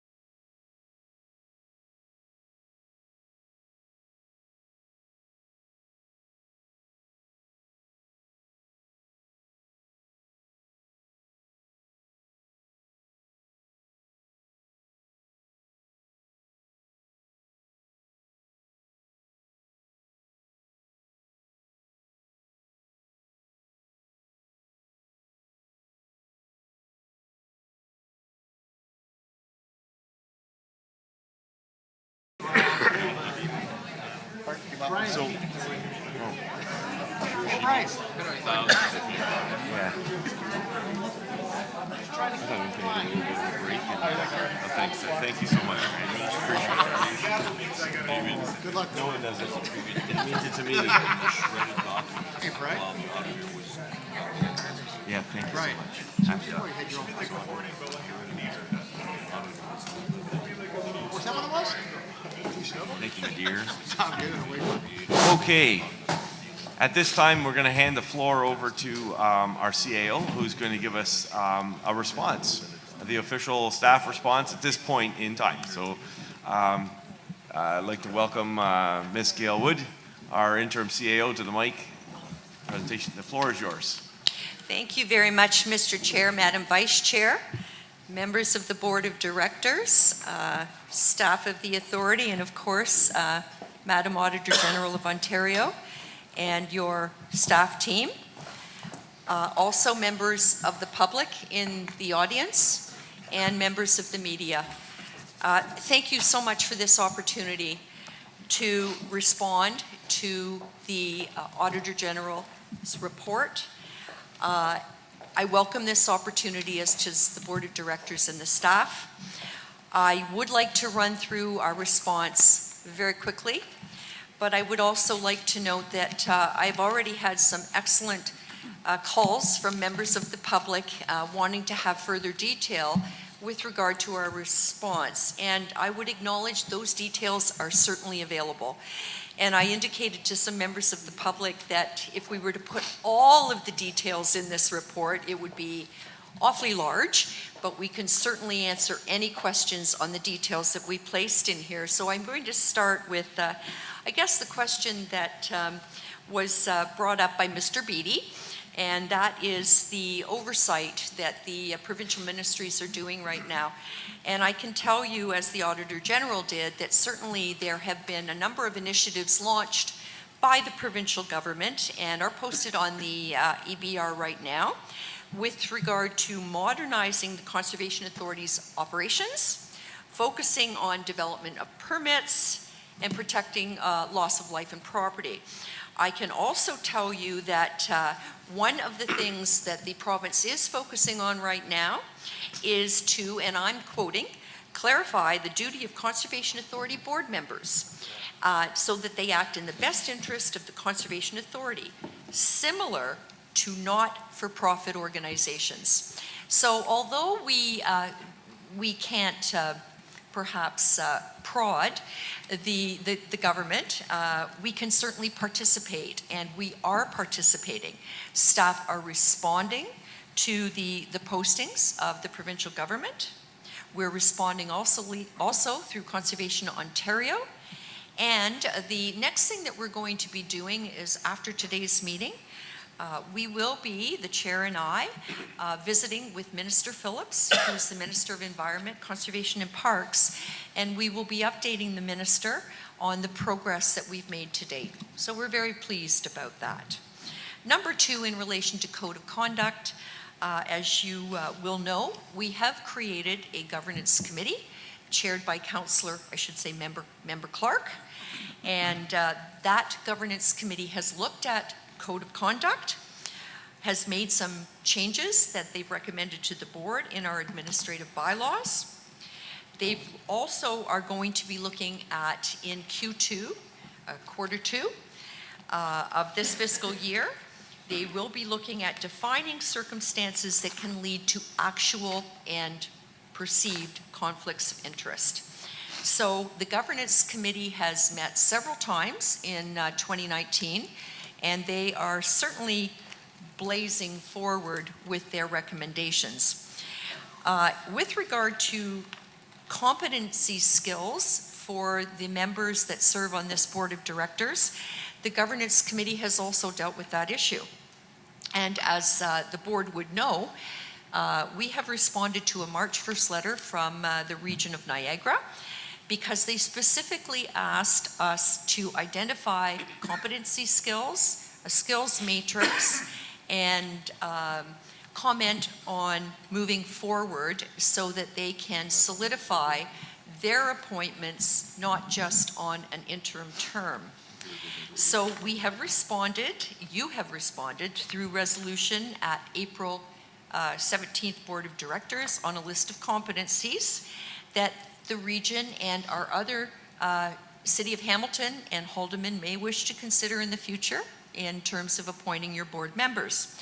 I'll also be meeting with the CAO of Niagara Region early next week to go over your direction personally, and meeting with the CAOs of the other 2 municipalities in the near future to discuss this issue and others as well. As the Auditor General pointed out, we should also take a look at skills gaps, because it's really hard to get all of the competencies on one board of directors. One can only look at skills gaps and how those might be filled through advisory committees or members appointed from the public once we see the skills of the organization of the board of directors that have been determined once Niagara appoints their final group of members. The board members will indeed be carrying on with their orientation. I only had a very brief time with this board when I first came here. Was it March 1st? It was. It seems like 2 years ago. It's only been 2 months. I did have an opportunity to have a brief orientation with the board of directors. We are committed to carrying on with orientation training. And again, once we get the final group of members appointed from the region of Niagara, that's when we can really start to get in depth with the member training and ongoing training that the board of directors will be committed to. The board of directors is also going to be asked through a survey of what kind of training opportunities and how would they like training to unfold. I hear bells. Okay. That's not just telling me my time is over, I hope. In relation to recommendations with regard to the skill competencies, once you've identified your board of directors, your final board of directors, and the competency sets there as well, this board of directors has been committed to several years to a public advisory committee. That committee will be meeting again very shortly, and they will also be taking a look at their competencies, their skills gaps, and once the board looks at any gaps that you may have in skill sets, and your advisory committee looks at those as well from a public perspective, you can then really land on, are we missing any competencies that need to be addressed? I might say as well that the current board of directors was provided with what I think is a very excellent handbook at the beginning of your term. So I was very pleased to see that at least you received that when you came on board with the Conservation Authority. I want then to move through the recommendations again, because the Auditor General then spoke to Section 40 and the government's review of Section 40, which talks about composition of the board, advisory committees, programs, services, apportionment of capital costs, etc. That government review is ongoing, and again, I think that this board has been very clear in saying that you're most receptive to this guidance and this type of guidance from the provincial government. So we will continue to dialogue with the provincial government, again, both directly through responses to the EBR postings, but also through our head organization, which is Conservation Ontario. In relation to a performance management system, I would like to tell you that being a former CAO of 3 different conservation authorities, I have never gone a year without a performance system by the board of directors. I highly endorse them and am recommending that you do a performance appraisal with me at the end of my term with you, which is 5 months. But performance appraisals are driven, in my opinion, around work plans that are approved by the board of directors. And the work plans, of course, are based on your strategic plan and your business plans. So it's critical that the staff and that the CAO do work plans to which you can gauge their performance. And of course, you did approve my work plan at the beginning of my term here. The senior staff, I can tell you, because we do have a staff performance system in place, The senior staff met yesterday. They will be developing their work plans for the next 6 months. They will be getting updated training on their performance measurements skills and surveys, and they will be expected to have performance measurements evaluations with the CAO at the end of the year, and they will also be expected to do those kind of things with their staff so that we can make sure that some of these things that happened in the past don't repeat themselves. And as I said, I'm used to being held to a high level of accountability by the board of directors as a CAO. You should hold your CAO to a high level of accountability, and any CAO should welcome a performance measurement discussion with both governance committee and the full board of directors. The governance committee, I am also delighted with this recommendation. Before I got here, did deal with the per diem issue. Yes, there were situations where it appeared that board members were getting more than 1 per diem per day for meetings. That's simply, I think the question was asked of the Auditor General, is that a standard to which other conservation authorities have? And I think I can pretty comfortably say no. It is 1 per diem per day. If you attend 2 or 3 meetings, it is 1 per diem. And the chair of the governance committee is acknowledging that that adjustment has been made, and rightly so, in our administrative bylaws. We also need to take a little closer look, in my opinion, Mr. Chair and Board of Directors, in really defining what's the difference between an honorarium for the chair and the vice chair and the difference in a per diem, and that needs to be made very, very clear because I think there still may be a bit of confusion in all of our minds with regard to the difference between an honorarium and a per diem. And I know that the chair and vice chair will welcome that information. I'd like to switch now to our operations. And I think the Auditor General correctly, and I would have to say staff have really embraced the fact that you did talk about our floodplain mapping. 42% of the watershed has been mapped. We are currently updating the Welland River, 9 watercourses in Grimsby and Lincoln, 2 watercourses in St. Catharines. And the public, and I see a few of them over there right now who are on the previously the Welland River Floodplain Advisory Committee, are holding our feet to the fire to make sure that the new mapping is reviewed with them. We'll be dealing with that at the end of the agenda today, and that there is appropriate public consultation in relation to our mapping. We would also have to note that 58% of our mapping is not complete, and we were asked for a minimum budget over 5 years, which is going to be about $200,000 to get that mapping complete. Madam Auditor General and members of the board, I would be very remiss as a CAO if I did not mention to you that when conservation authorities started to undertake their floodplain mapping in the 1970s, we started to do it under what was called the Federal Provincial Floodplain Mapping Program, as you probably all know. We got 50 cents on the dollar from the federal government. We got 40 cents on the dollar for mapping from the provincial government, and the municipalities, let's say you're looking at the Welland River, those municipalities would have cost shared the remaining 10%. That's why there was so much mapping done in the 70s. And the reason why there's no mapping done now is because we all know that the burden to pay for floodplain mapping squarely rests on your municipalities.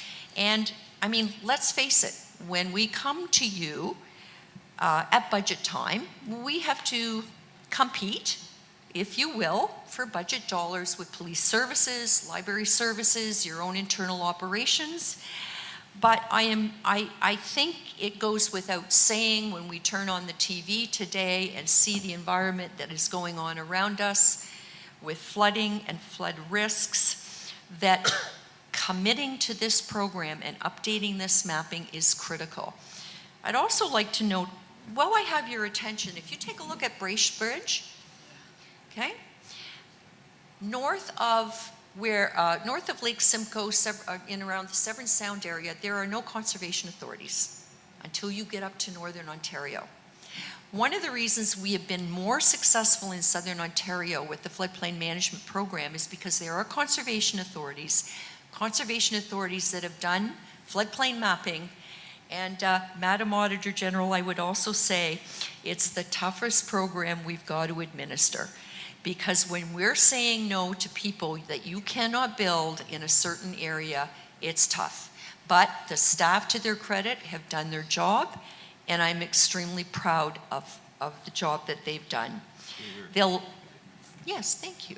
I think that we are also committed to taking a look at a risk-based assessment approach for mapping that has yet to be developed. So what are the priorities? We know we might not be able to get them done all at once, but let's focus on the priorities. When it comes to establishing clear responsibility and criteria for developing updated floodplain mapping by the province, I think the criteria is clear as to how we do the mapping. I think the criteria is not clear on priority development. And again, I would be remiss at this point in time as your interim CAO if I did not point out once again that we know our transfer payments have just been reduced by yet another 50% by the province of Ontario. And those transfer payments are targeted only towards our hazard or floodplain program. So right now, we receive $90,000 of our $11 million budget from the province for hazard risks. So we would welcome, and I know Conservation Ontario is continuing to talk to the province about this very important issue, that provincial criteria, not just priorities, but provincial funding is essential to protect the citizens of Ontario in this program. Finally, I'd like to indicate that in relation to our floodplain policies, we've updated them in September 2018. That became effective in November of 2018. Staff have been directed to follow the new policy. And staff are committed to refining that policy as any new developments come forward. We do adhere to Section 3.1 of the Provincial Policy Statement, where there has been some flexibility interpreted in the past. That has been tightened up by staff. I'd now like to switch, if I can, to human resources. The Auditor General was quite correct that there had been some staff surveys done in the past. I also initiated a staff review and invited people to either provide comments to me anonymously, because some people don't feel comfortable saying how they truly feel, or to have a meeting with me, or to send me comments in writing. As a result of that, you approved a new organizational structure at your last meeting, which I think really aligns properly with the programs that should be delivered by this conservation authority. I have also noted to the chair and vice chair in my previous conversations that although you are mid-term in a strategic plan that you have acknowledged you inherited from the last board of directors, I would strongly advise you to reconsider at least taking another look at your strategic plan that you currently have, because I don't believe it aligns with the current priorities and focus of this board of directors. And as I said previously, staff can't develop good work plans, and we can't give you the performance that you need, expect, or desire unless you have the strategy set correctly. So I would just indicate to you that I think that's something that you need to think about as you do land on your new board of directors. We have taken a look at staff gaps. There are many. As you know, there was a very large exodus of staff several years ago Fundamentally, if you realign your strategic plan, we will need to take a look at those gaps that have been identified where staff can simply not deliver strategic programs on your behalf. That list of staff gaps I will be reporting to you very shortly as a result of my review of the organization.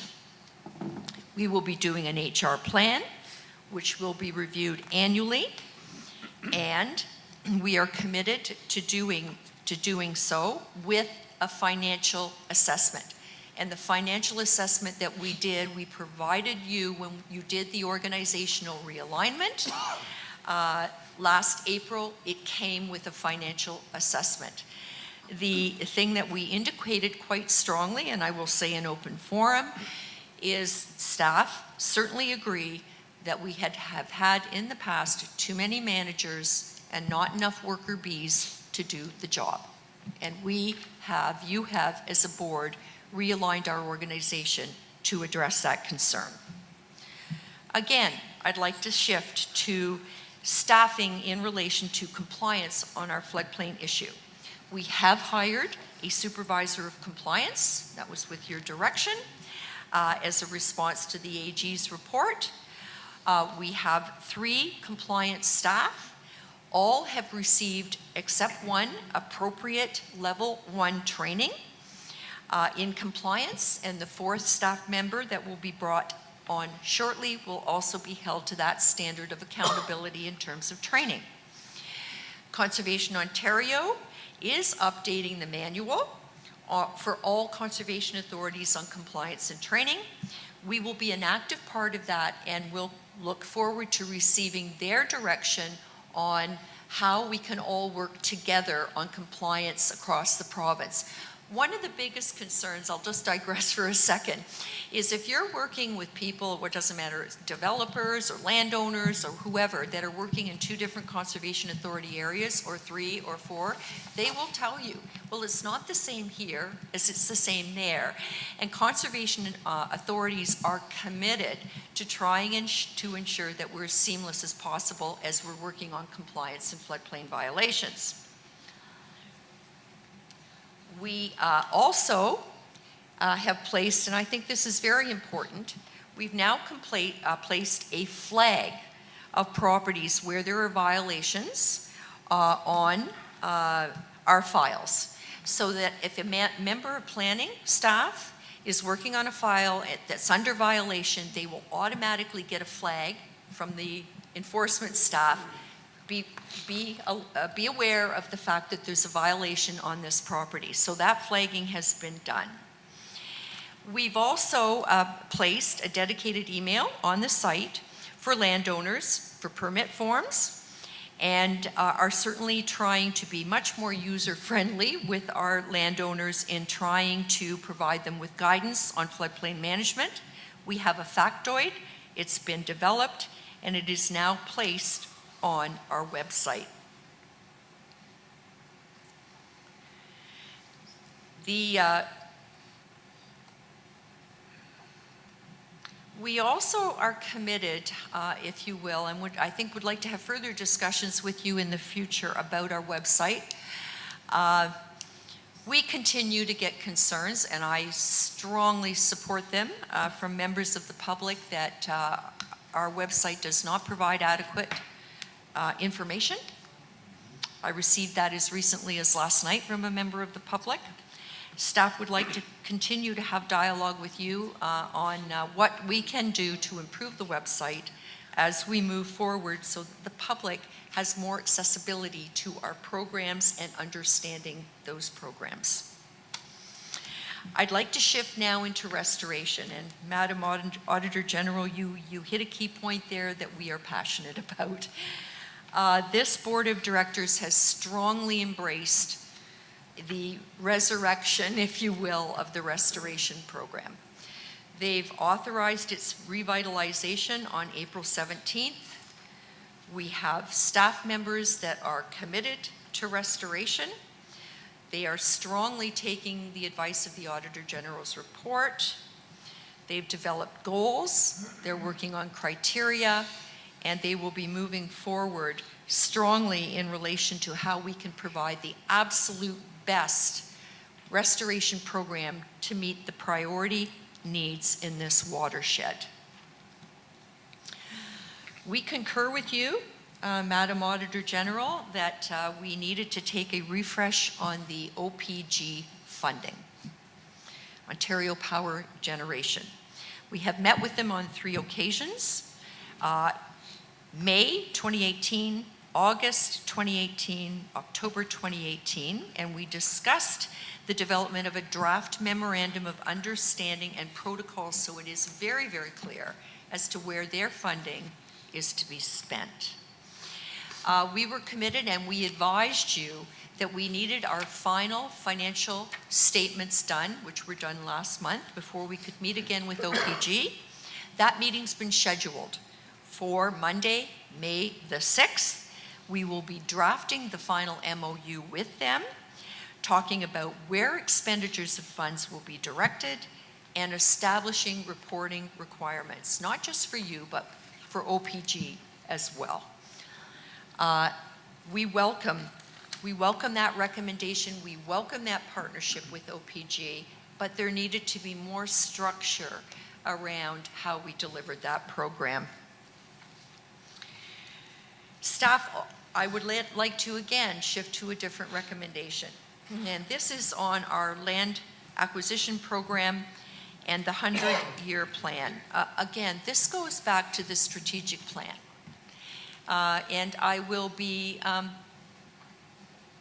candid, or perhaps not so candid, in suggesting that perhaps a strategic plan was embraced without giving enough thought to targets that we call them SMART: specific, achievable, realistic, time-bound.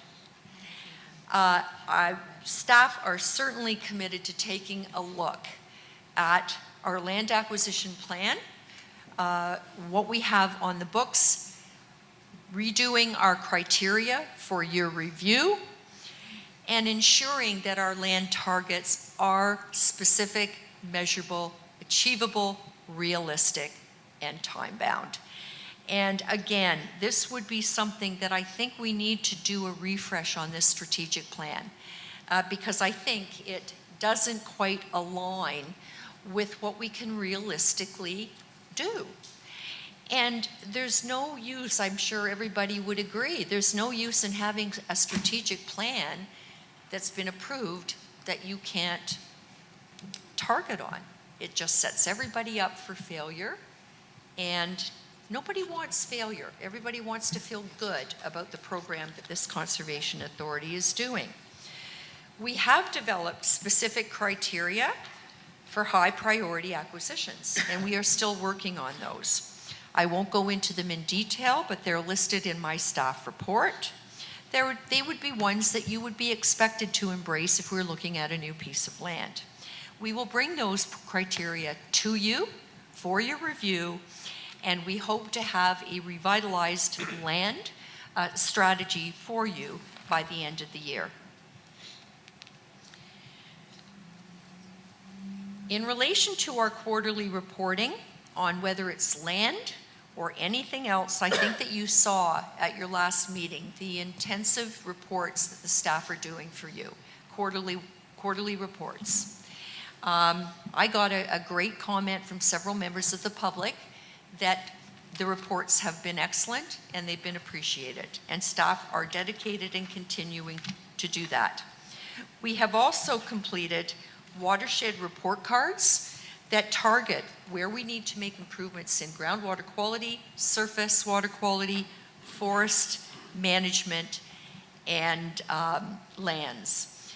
And again, I'm cognizant of the time, so I will just indicate that those reports will continue, and those are the measurements that we need to target our restoration program to.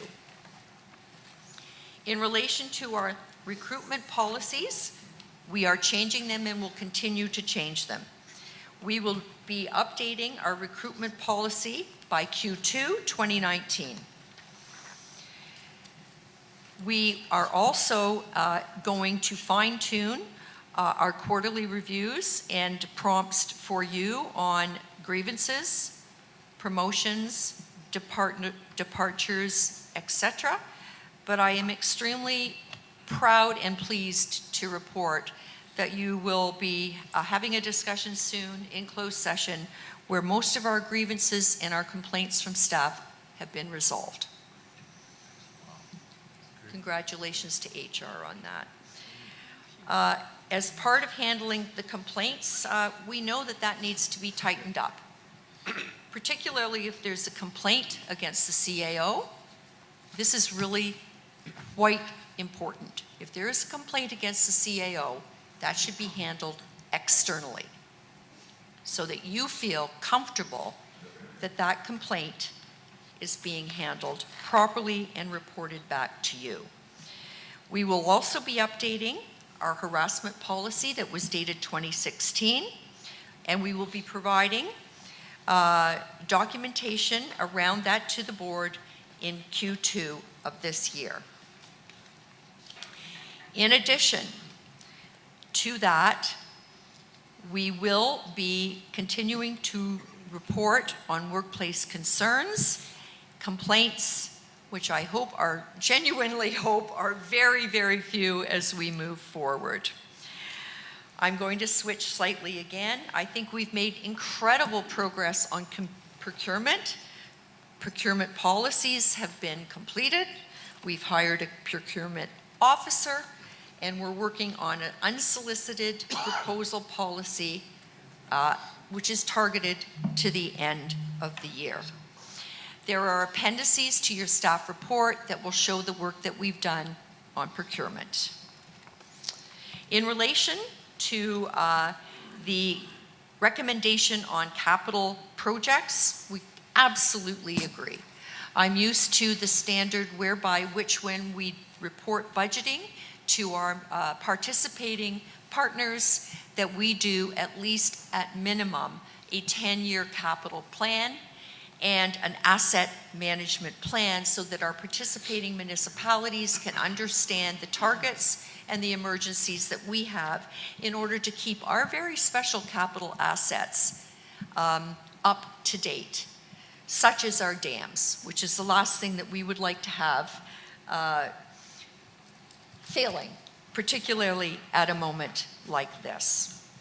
As I move to the conclusion of the response to the Auditor General, again, we move back to the practices, governance practices in review that the Ministry and the Provincial Government is doing with regard to the Conservation Authority and all conservation authorities. And I would indicate that both the Chair and the Vice Chair are members of Conservation Ontario and have taken and embraced this government review with full arms. At this conclusion, Mr. Chair, I would like to say again, thank you to the Auditor General of Ontario and her team.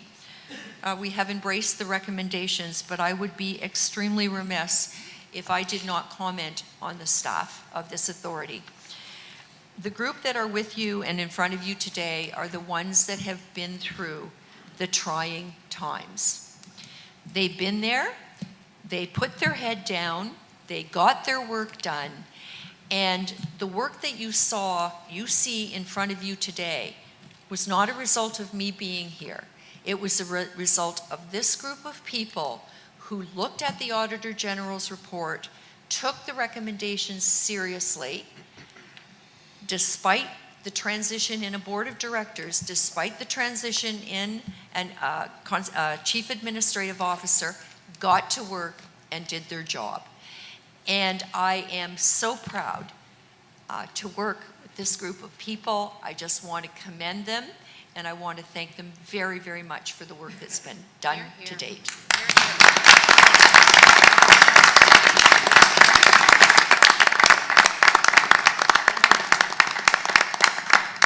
I'm conscious, Mr. Chair, the time is late, but I am pleased to answer any questions that the board may have. Thank you so much again for that report. Information overload, but he gives a lot to work on. But we came bright-eyed and bushy-tailed, and so at this time, any questions for our interim CAO? Member Clark. Just one request.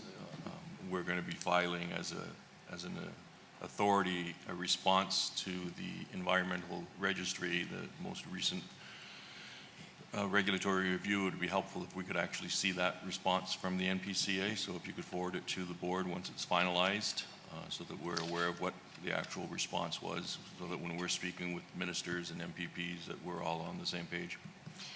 Through the chair, absolutely. Member Clark, right now we've been asked to send our comments through to the Conservation Ontario. Darren? Director of Watershed Management. And if you could just, Mr. Chair, if appropriate, if the director could just update the board very, very quickly. Through you, Mr. Chair. We have responded to 4 of the EBR postings at the present time. There's still a couple more that are out there that we are still reviewing to be able to provide comments. The ones that we have sent, I'll make sure to pass them on to Grant to send out to the board. I'd appreciate it. And the standard of practice is once Conservation Ontario formulates their opinion on these various issues, that will come back to this board of directors, and the board of directors can instruct staff or direct staff as to whether we would like to endorse Conservation Ontario's position and or provide our own position directly to the province of Ontario. So we will be doing that, Member Clark.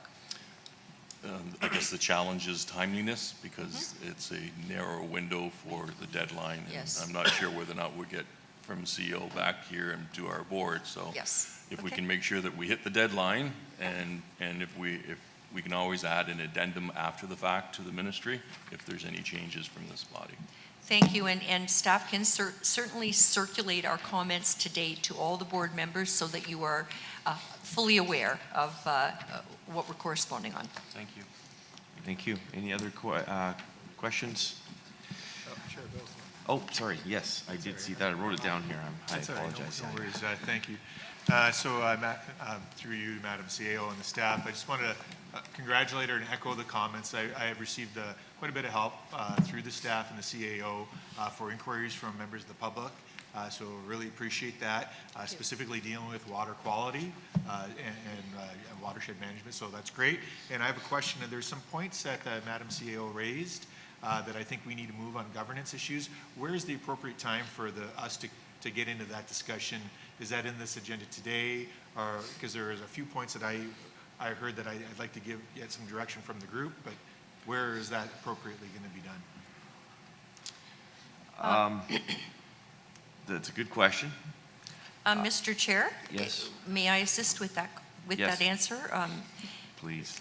To at least start to assist with that answer. My Yes. apologies. I didn't mean to cut you off. But to you, Member Zlapa, I will be asking the chair of the governance committee, Member Clark, for a meeting because we have some Q2 deliverables in this that the governance committee will need to look at.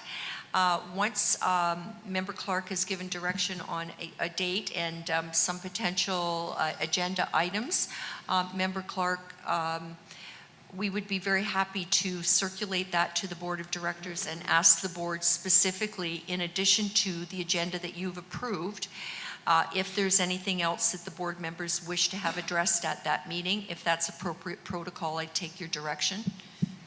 It is appropriate. The governance committee really, we dealt with some of the more pressing issues that were, how would I word it, highly placed in the public view. Yeah. That we needed to deal with the per diems, the code of conduct issues, Disclosures. freedom of information, et cetera, et cetera. So we tackled those larger ones right away. But if board members want other items that want us to look at them, just provide that to either the CAO or myself, and we'll be happy to do the review and then provide up any recommendations with background as to why we made those recommendations. Yeah. All right, and so thank you for that, Claire, but just further to that, I think there are some items that I don't know if they would fall on the purview of governance. I heard some suggestions to look at the review the strategic plan. I know we talked about that already. I assume that's not your space. So No. there were some other things, so I'm wondering, where do we pick that up? Trust me, I won't be taking on work that's not in my space. Yeah, I figured that, Member Clark, I didn't want to put that on you. So. The simplest way from a meeting perspective as a chairman, section number 8, notice of motion. So what you could do is at that point highlight a couple notice of motions that will initiate the process where that can take place. Right. Thank you. Yeah. So, any other comments or questions for our interim CAO?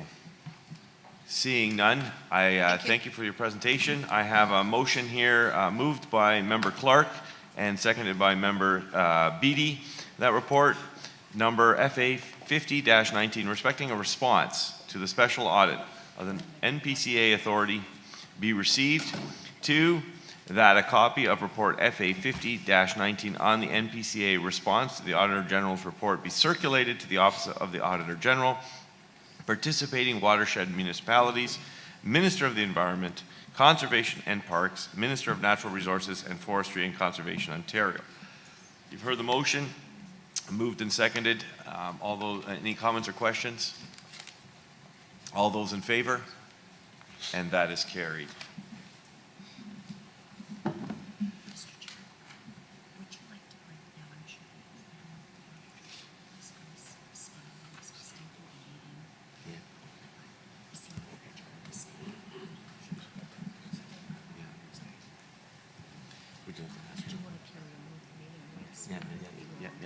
Okay. So I have a motion before us. It's just a bit of a housekeeping item, and it's been yeah.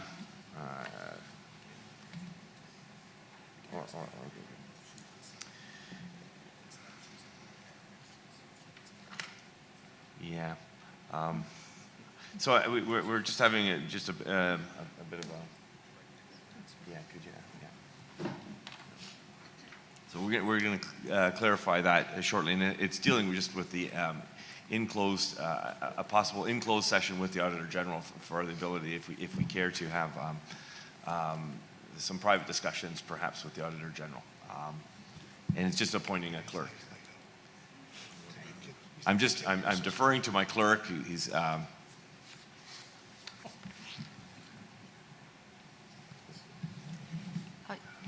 just to clarify, if I might, Mr. Chair, the Auditor General has very generously offered that if there are questions of a more HR-related or legal-related questions of her, that she would go into closed session with you. You asked some pretty direct questions, and you got some excellent answers.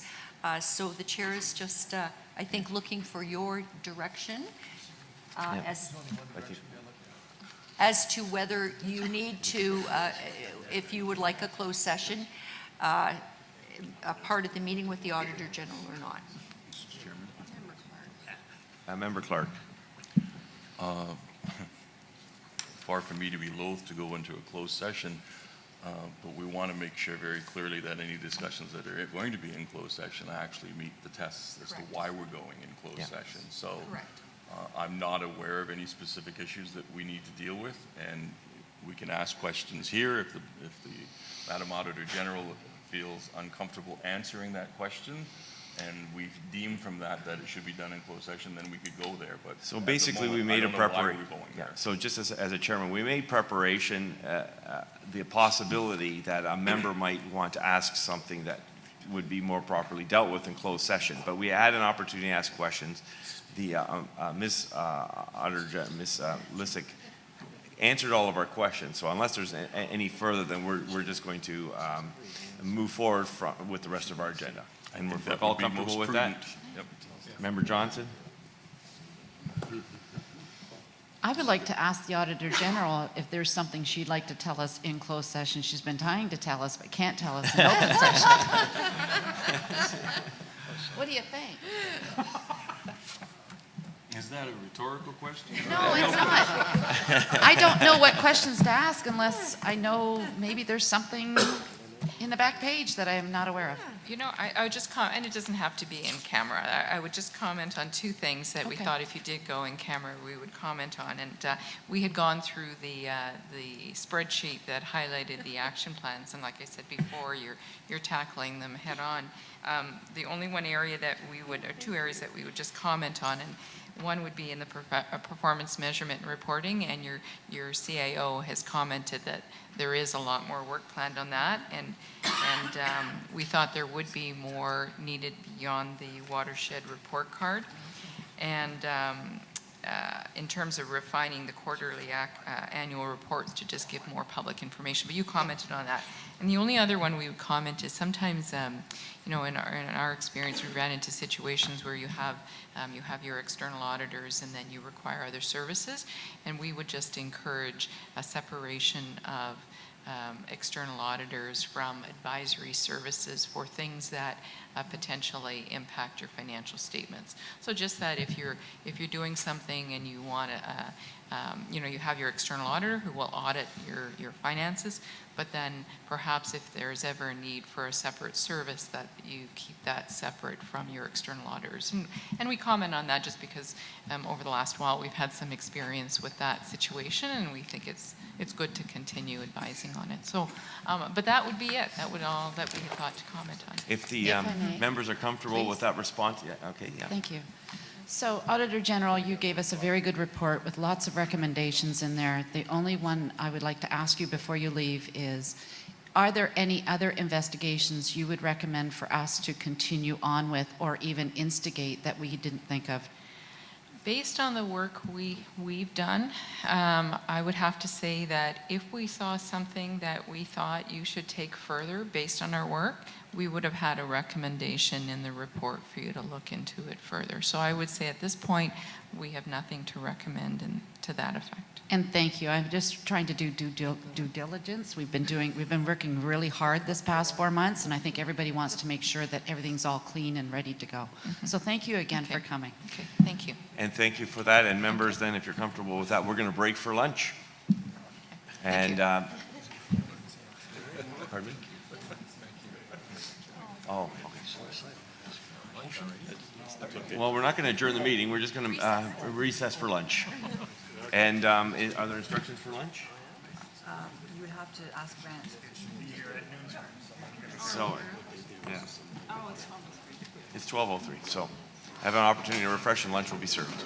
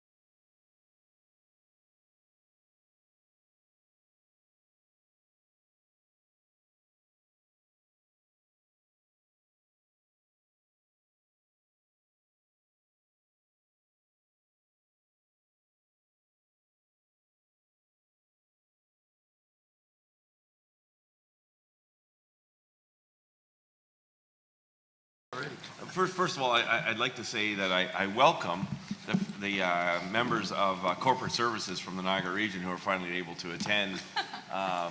Rob et al. We finally conduct this on a. Tim? Yeah, there are 4 or 5 of them.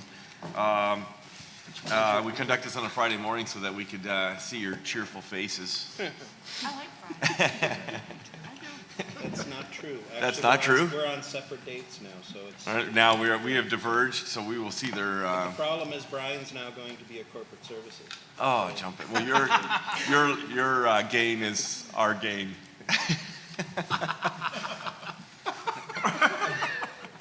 Oh, right, stabbed in the heart. Brian's in the room. Isn't he gone yet? Oh, sorry. I thought somebody told me Brian left. We will miss you. But anyways, obviously there's a different environment in and amongst the board in this term, and I hope that continues the jocular nature of it. Here, here. So we're going to resume.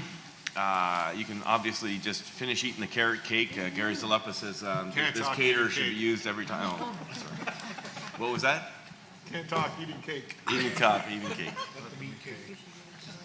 That was a wonderful experience, and we're gonna press on.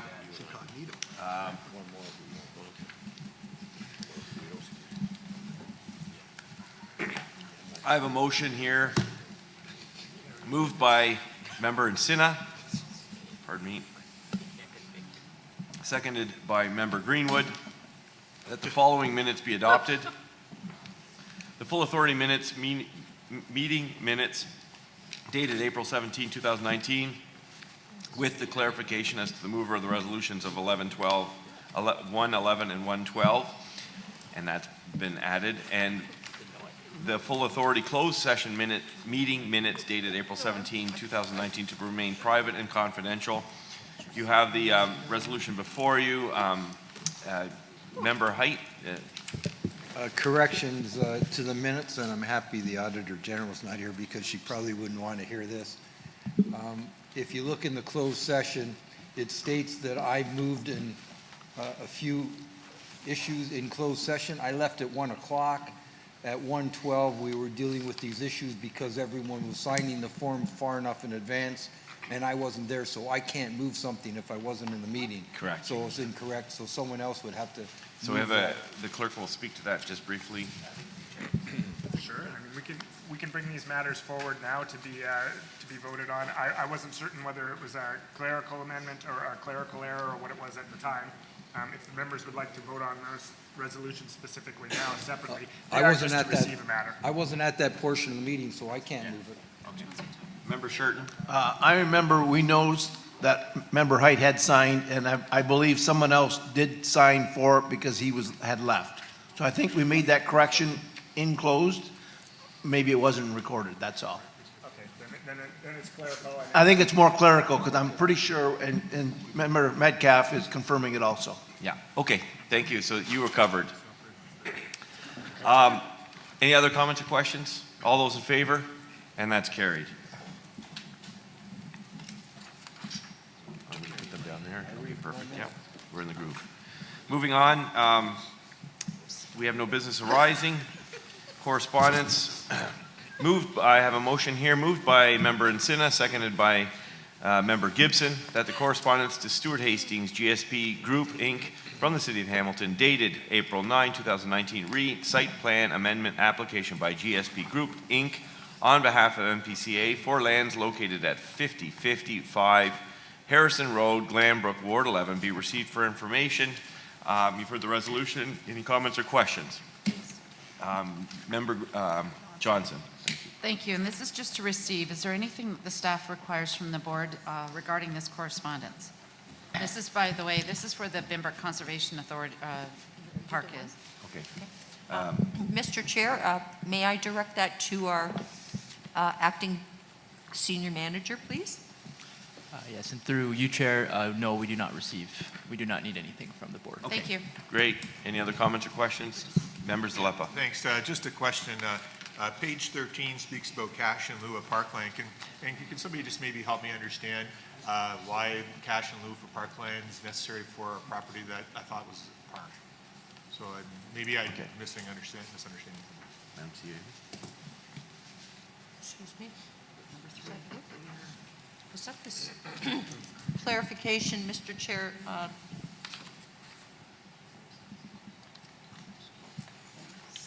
I guess, are we paying value for cash in lieu? But, I'm just kind of not sure. Generally, when there's a park in a development and you're giving the proper parkland, why would you pay cash in lieu? Yeah, sorry, through Chair, we're actually exempt for that. So it's just a clause that's there? Yeah, it's a clause, we don't have to pay for that. Thanks for the clarification. Okay, thank you. Any other comments or questions? Seeing none, all those in favor? And that's carried.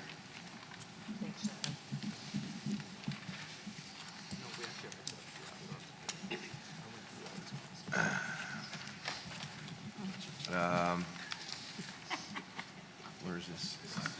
Okay. At 4.4 is chairman's remarks. I'd like just to say a few short things. First of all, the meeting this morning was a culmination of a lot of hard work by staff. I would like to highlight both the work that the interim CAO has done on this file, but also the extraordinary amount of work that our interim clerk, Grant Bible, has done with respect to getting the particularities and the peculiarities of having an Auditor General in our midst, and it's no small task. There's a certain protocol and a lot of information that has just passed in this last week. I did ask Grant, I said just a few minutes ago, do you get a good night's sleep before these meetings? He says, absolutely not. But then he also informed me that he used to be a deputy clerk for Hazel McCallion in Mississauga, and so he says they never slept before any of those meetings either. So he says it's a self-generating response. And it wasn't just the two, but I'd like to highlight those two, the extraordinary amount, and they were supported by staff below them,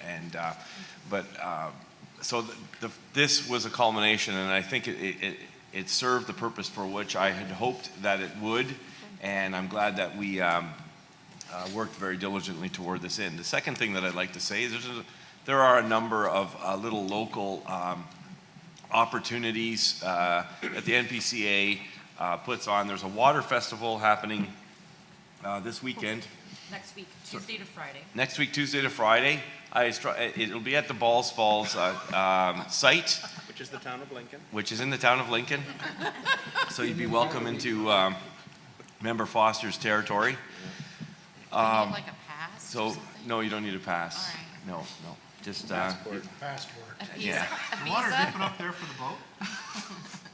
Is the water deep enough there for the boat? No, we will talk about that some other time. I see that it was uncovered just recently at the, but what I would like to do is highlight, so last weekend I had an opportunity to go to the St. John's site of the Conservation Authority, and they had a trout fishing around the pond. It's a yearly annual event, and there was an opportunity myself to personally attend that.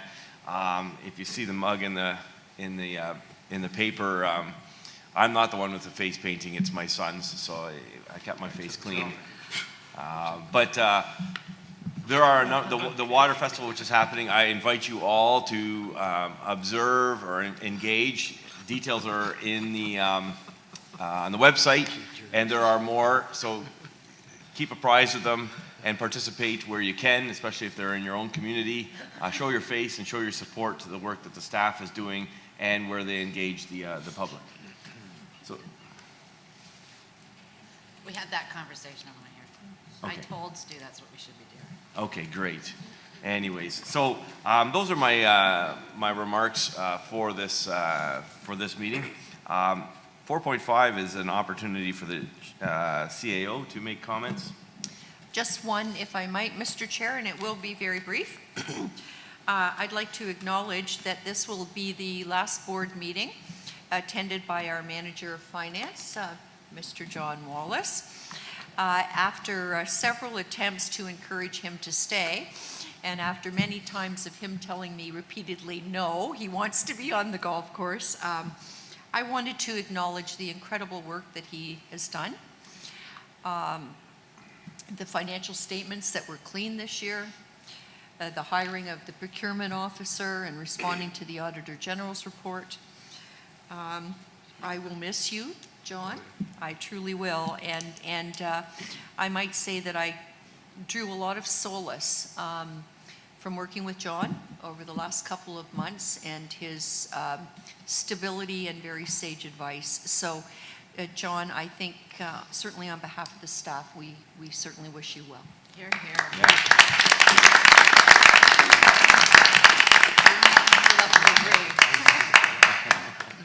Thank you so much for those comments, and they're certainly echoed very clearly by the board. Moving on. I have a motion here moved by Member Johnson, seconded by Member Shurton, that reports FA 52-19 regarding Communications Update Report April 2019 be received for information. Any comments or questions? Seeing none, all those in favor? And that's carried.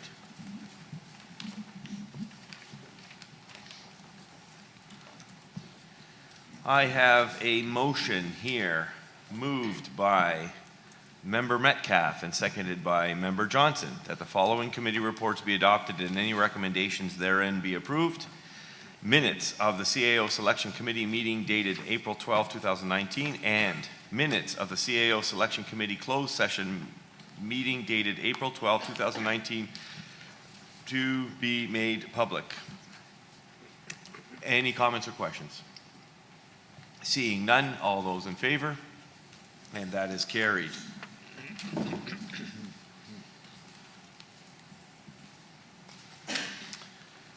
I have a motion here moved by Member Metcalf, seconded by Member Shurton, that report FA 51-19 regarding the Npca Public Advisory Committee be received. 2, that the Board of Directors approve in principle the terms of reference for the Npca Public Advisory Committee and forward the terms of reference to the Public Advisory Committee for their review, comment on filling vacancies, and feedback to the Board of Directors. Any comments or questions? Seeing none, all those in favor? And that is carried.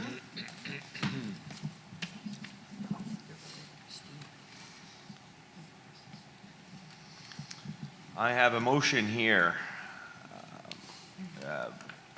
moved by Member Shurton.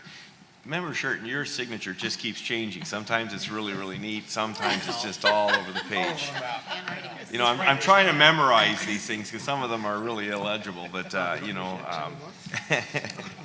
seconded by Member Steele, that report FA 53-19 regarding the appeal of the decision of Port Colborne Committee of Adjustment be received for information. 2, that Board of Directors authorize the interim CAO Secretary Treasurer to execute the development agreements included as Appendix 1 and Appendix 2.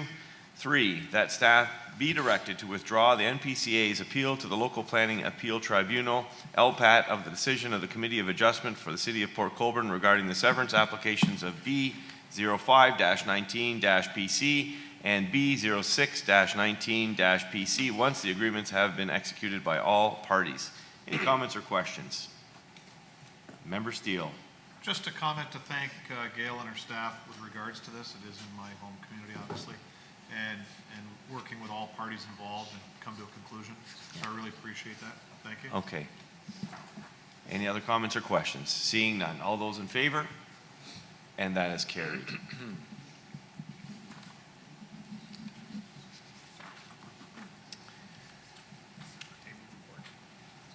Okay, it's a tabled report. Okay, moved by Member Steele and seconded by Member Whalen. That report, FA 54-19, respecting the Npca Watershed Floodplain Committee Board appointees be received. 2, that the following board members be appointed to the Npca Watershed Floodplain Committee for 2019 to oversee the updated floodplain mapping for the Welland River as well as the process for engaging the public in this regard. Regional Councillor Greenwood from Niagara Falls, Regional Councillor Kiokio from Welland, Regional Councillor Tim Whalen from Thorold, Mayor Kevin Gibson from Wainfleet, Regional Councillor Diana Hewson from Pelham, Mayor Dave Bilsma from West Lincoln, and Mr. Stuart Beatty from Hamilton. Any comments or questions? Beatty spelled wrong. Beatty is spelled wrong. It's an IE, right, at the end? It happens. He's very casual. He wasn't going to complain. Thank you, Member Johnson. Any comments or questions additionally? That's what I'm here for. That's what you're here for. All those in favor? And that is carried. You must have won a lot of spelling contests. You have no idea.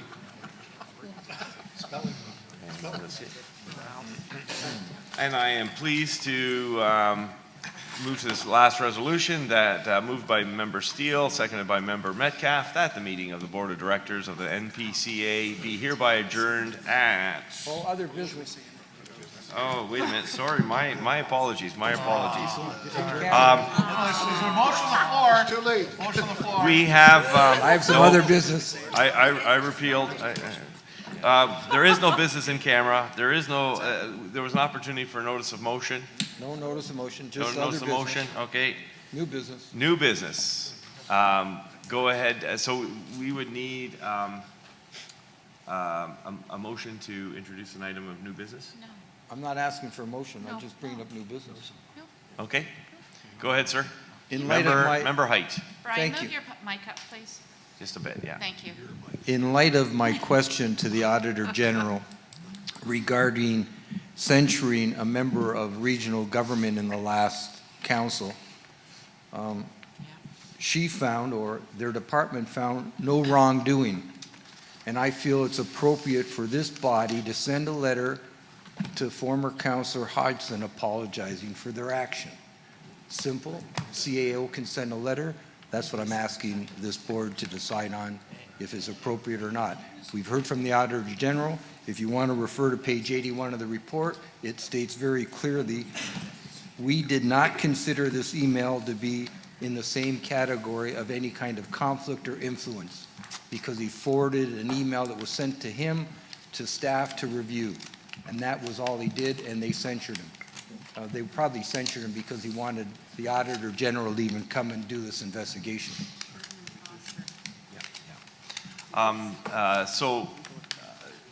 Just Looks like he's on the Godfather and he's against the judicial review. No comment. Mr. Chair? yes. I'm sorry, to interject. Yeah, no problem. I was not here during that period of time, but I've just been informed by staff that I understand that the Conservation Authority sought a legal opinion with regard to this situation. And before the board considers that action, you may wish to reconsider the legal opinion so that you are at least aware of it. Member Shurton? Well, I can add some comments, and maybe Stu can also, being on there. It wasn't only the email, it was speaking out of turn about what the direction was, and he wasn't agreeing with it, and that was the reason behind it. So there's more to it than just the email, Brian. Okay. Member Foster? I think the important point is that move forward. Yes, I think please, the sir. important point is that the Auditor General has basically stated that Bill did no wrong. So I think it's important that we at least consider this as it's going on. To be perfectly frank, this board destroyed a political career. So I think in one form or another, I think we should at least be considering this. And both Brian and I have known Bill a long time. As honest as the day is long when it comes to anything that he has done politically. So I would suggest that the board seriously consider doing something with this.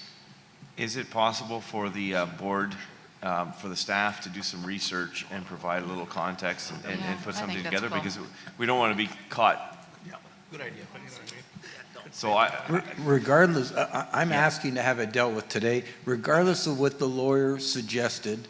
At the time, I'm dealing with the Auditor General's report that she didn't believe, and if we have any belief in this document that it's factual, they've done their research, and for the reasoning that they stated, she came out very clearly saying that this is not in the same category of a conflict of interest. And as far as speaking out of turn, to Member Shurton and the rest of the members, we aren't always going to agree, and you might not like what I have to say. Well, unfortunately, we all have our opinion, and if he spoke out of turn because that's not what the board wanted to be heard, too bad, so sad. He was one of the ones that pushed to have the Auditor General come in this fashion, and obviously there were members that weren't happy with that.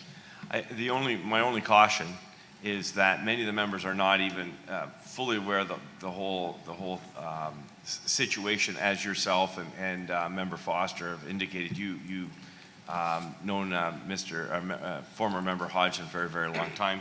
I would just like the opportunity for the CAO, myself, other staff, and other board members to just get up to speed on it and come up with a course of action. And I thank you for initiating that, because it is one of the kind of one of those unresolved issues, and I'm aware of it, but not, of course, in detail.